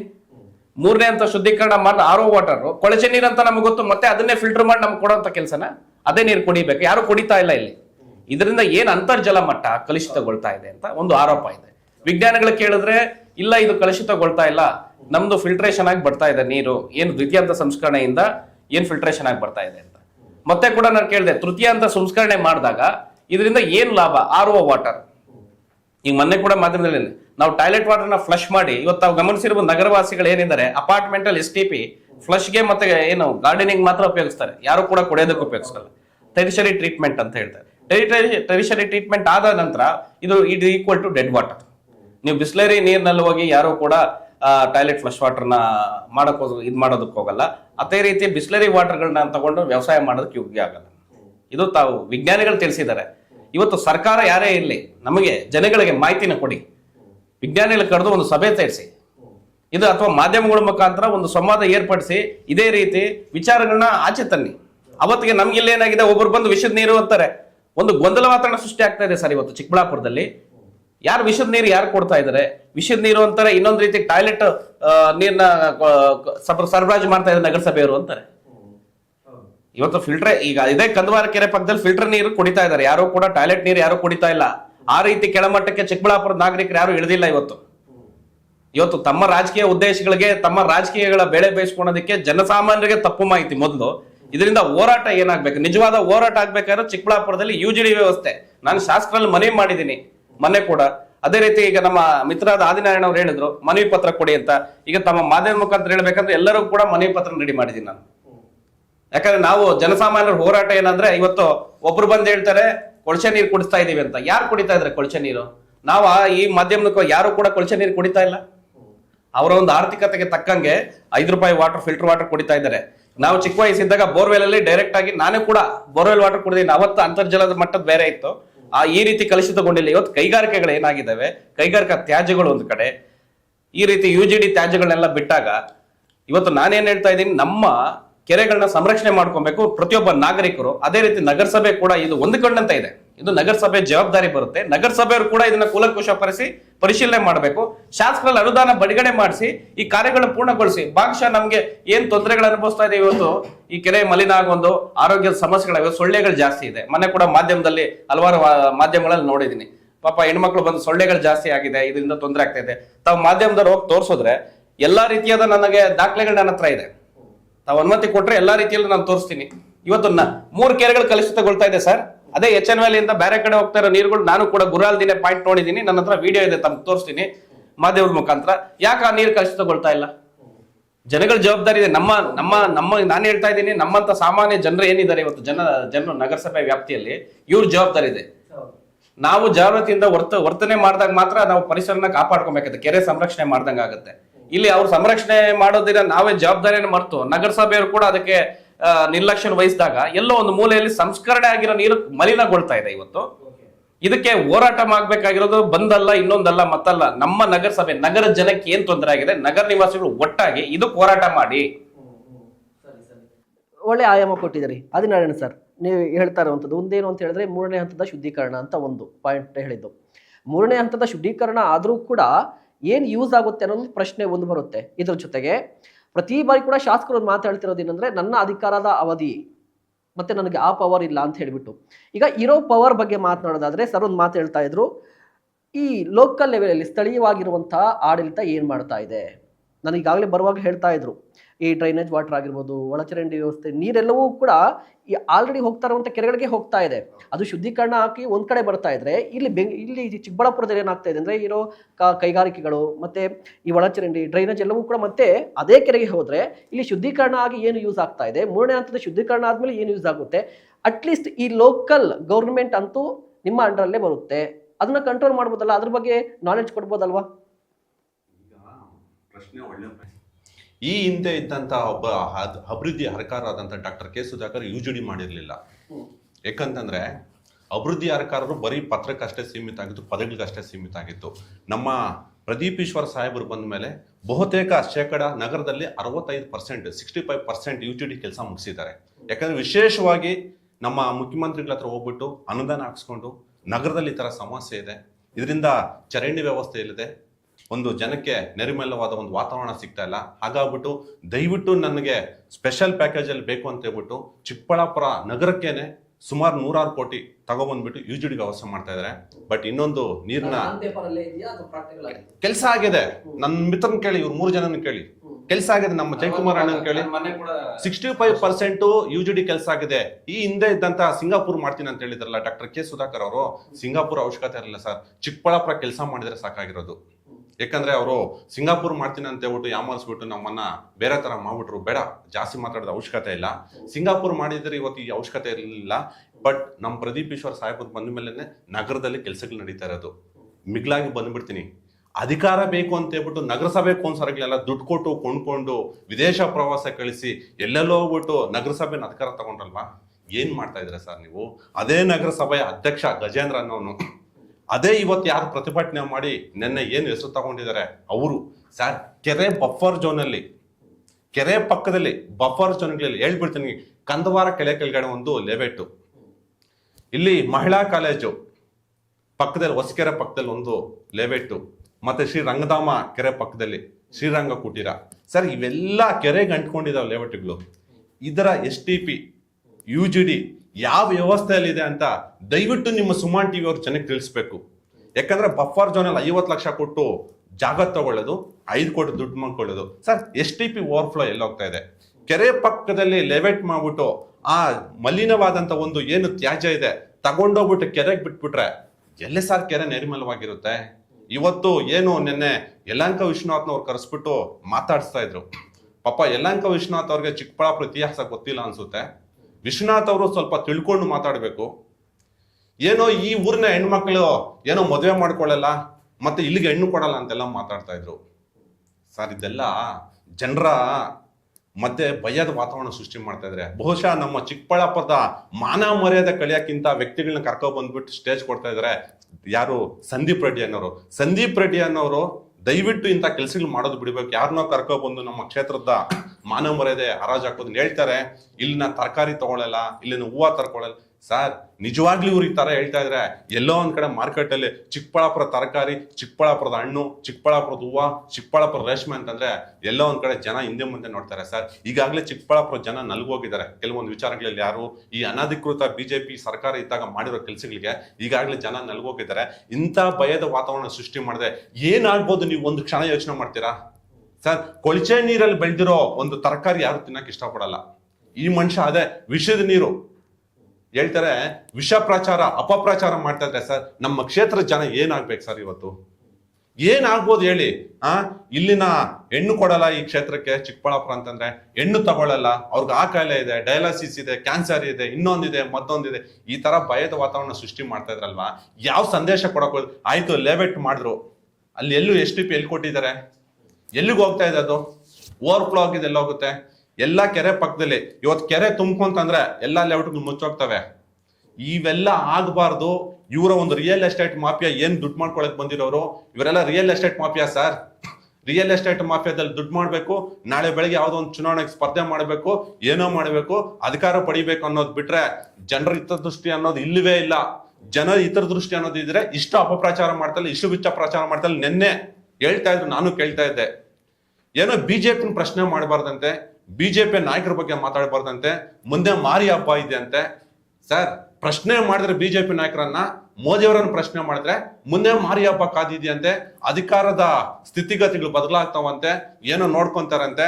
ನಾನಂತವ್ರಿಗೆ ಹೇಳಕ್ ಇಷ್ಟಪಡ್ತೀವಿ, ಡೋಂಟ್ ಕೇರ್, ಯಾರಿಗೂ ಕೇರ್ ಮಾಡೋ ಇದೇ ಇಲ್ಲ. 12 ವರ್ಷಗಳಿಂದ ನಿಮ್ಮದೇ ಪಕ್ಷ ಇದೆ, ಆಡಳಿತದಲ್ಲಿದೆ. ಏನ್ ಮಾಡ್ತಾ ಇದ್ರೆ ಸರ್ ನೀವು? ಅಮೆರಿಕದ ಟ್ರಂಪ್ ತಾಳಿಗೆ ತಕ್ಕಂಗೆ ಕುಡಿತಾ ಇದ್ದಾರೆ. ಏನ್ ಸರ್? ತೈಲ ಬೇಕು ಅಂದ್ರೆ ರಷ್ಯಾದಿಂದ ತೈಲ ತಗೋಬೇಕಂದ್ರೆ ಅಮೆರಿಕದ ಟ್ರಂಪ್ ಹೇಳಿದ್ರೆ ತಗೋಬೇಕಂತ 50 ದಿನದ ಮಟ್ಟಿಗೆ, ಟ್ರಂಪ್ ಬೇಡ ಅಂದ್ರೆ ಬಿಟ್ಬಿಡ್ಬೇಕಂತೆ. ಇಂಥವ್ರೆಲ್ಲ ವಿಶ್ವಗುರುನಂತೆ. ಅವ್ರ ಬಗ್ಗೆ ನಮ್ಮ ಹುಡುಗ ಯುವ ಕಾಂಗ್ರೆಸ್ ಅಧ್ಯಕ್ಷ ಪ್ರಶ್ನೆ ಮಾಡಿರೋದಕ್ಕೆ ಬೆದರಿಕೆ ಆಗ್ತಾರೆ. ಅಧಿಕಾರನೇ ಸಿಕ್ಕಿಲ್ಲ, ಈ ತರ ಗೊಡ್ಡು ಬೆದರಿಕೆ. ನಮ್ಮ ಹುಡುಗ್ರಿ ಆ ಗೊಡ್ಡು ಬೆದರಿಕೆಗಳಿಗೂ ಎದುರವ್ರಲ್ಲ ಸರ್.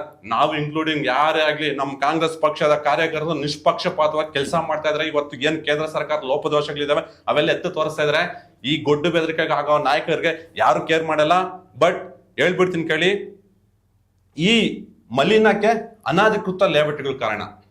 ಬಟ್ ನಾನು ಶಾಸಕರ ಹತ್ರ ಇವತ್ತು ನಿಮ್ಮ ಮುಖಾಂತರ ಹೇಳ್ತಾ ಇದ್ದೀನಿ, ಕೆಲವೊಂದು ಅನಧಿಕೃತ ಲೇಔಟ್ಗಳಿಗೆ ಅನುಮತಿ ಕೊಡೋದನ್ನ ನಿಲ್ಲಿಸ್ಬೇಕು ಅಂತ ಹೇಳ್ಬಿಟ್ಟು ನಾನು ಅತಿ ಶೀಘ್ರದಲ್ಲೇ ಹೋಗ್ಬಿಟ್ಟು ನಮ್ಮ ಶಾಸಕರಿಗೆ ನಾನು ಮನವಿ ಮಾಡ್ತೀನಿ. ಯಾಕಂತಂದ್ರೆ ಬಫರ್ ಝೋನ್ಗಳಲ್ಲಿ ತುಂಬಾ ಜನ ಲೇಔಟ್ಗಳು ಮಾಡಿದ್ದಾರೆ. ಆ ಬಫರ್ ಝೋನಲ್ಲಿ ಕೆರೆ ಪಕ್ಕದಲ್ಲಿ ಲೇಔಟ್ಗಳು ಮಾಡ್ಬಿಟ್ಟು ಸುಸಜ್ಜಿತವಾದ ಒಂದು ವ್ಯವಸ್ಥೆ ಇಲ್ಲದೆ, ಏನು ಎಸ್ಟಿಪಿಗಳಿಲ್ಲದೆ, ಅದರಿಂದ ನೀರು ಬಹುತೇಕ ಕಲುಷಿತ ಕೊಡ್ತಾ ಇದೆ. ಈ ವಿಚಾರವಾಗಿ ನಾನು ಕೆರೆಯ ಒಂದು ಅರ್ಧ ಕಿಲೋಮೀಟರ್ 1 ಕಿಲೋಮೀಟರ್ ಅಲ್ಲಿ ಯಾವುದೇ ರೀತಿಯ ಲೇಔಟ್ಗಳಿಗೆ ಅನುಮತಿ ಕೊಡಬೇಡಿ ಅಂತ ಹೇಳ್ಬಿಟ್ಟು ನಾನು ನಮ್ಮ ಶಾಸಕರಿಗೆ ಮನವಿ ಮಾಡ್ತೀನಿ. ಯಾಕಂತಂದ್ರೆ ಇದು ರಿಯಲ್ ಎಸ್ಟೇಟ್ ಮಾಫಿಯಾ ಆಗಿರೋದ್ರಿಂದ ಕೆಲವ್ರಿಗೆ ಭಯ ಶುರುವಾಗಿದೆ. ಎಲ್ಲಿ ಮಳೆ ಬಂದು ನೀರು ತುಂಬಿಕೊಂಡು ಎಲ್ಲಿ ಇವತ್ತು ನಮ್ಮ ಲೇಔಟ್ಗಳು ಮುಚ್ಚೋಗ್ತಾವೋ, ಎಲ್ಲಿ ಹಾಕಿರೋ ಬಂಡವಾಳ ಬರಲ್ವೋ, ಇಲ್ಲ ಇವತ್ತು 50 ಲಕ್ಷ ಹಾಕ್ಬಿಟ್ಟು ಬೇಗ 50 ಕೋಟಿ ದುಡ್ಡು ಮಾಡ್ಬೇಕಂತ ಯಾರು ಬಂದಿದ್ದಾರೋ ಅವ್ರಿಗೆಲ್ಲ ನಾನು ಬಿಸಿ ಮುಡಿಸುವಂತ ಕೆಲಸ ನನ್ನಿಂದ ಆಗ್ಬೇಕು, ನಮ್ಮ ಶಾಸಕರಿಂದ ಆಗ್ಬೇಕು ಅಂತ ಹೇಳ್ಬಿಟ್ಟು ನಾನು ನಿಮ್ ಮುಖಾಂತರ ಹೇಳ್ತಾ ಇದ್ದೀನಿ ಸರ್.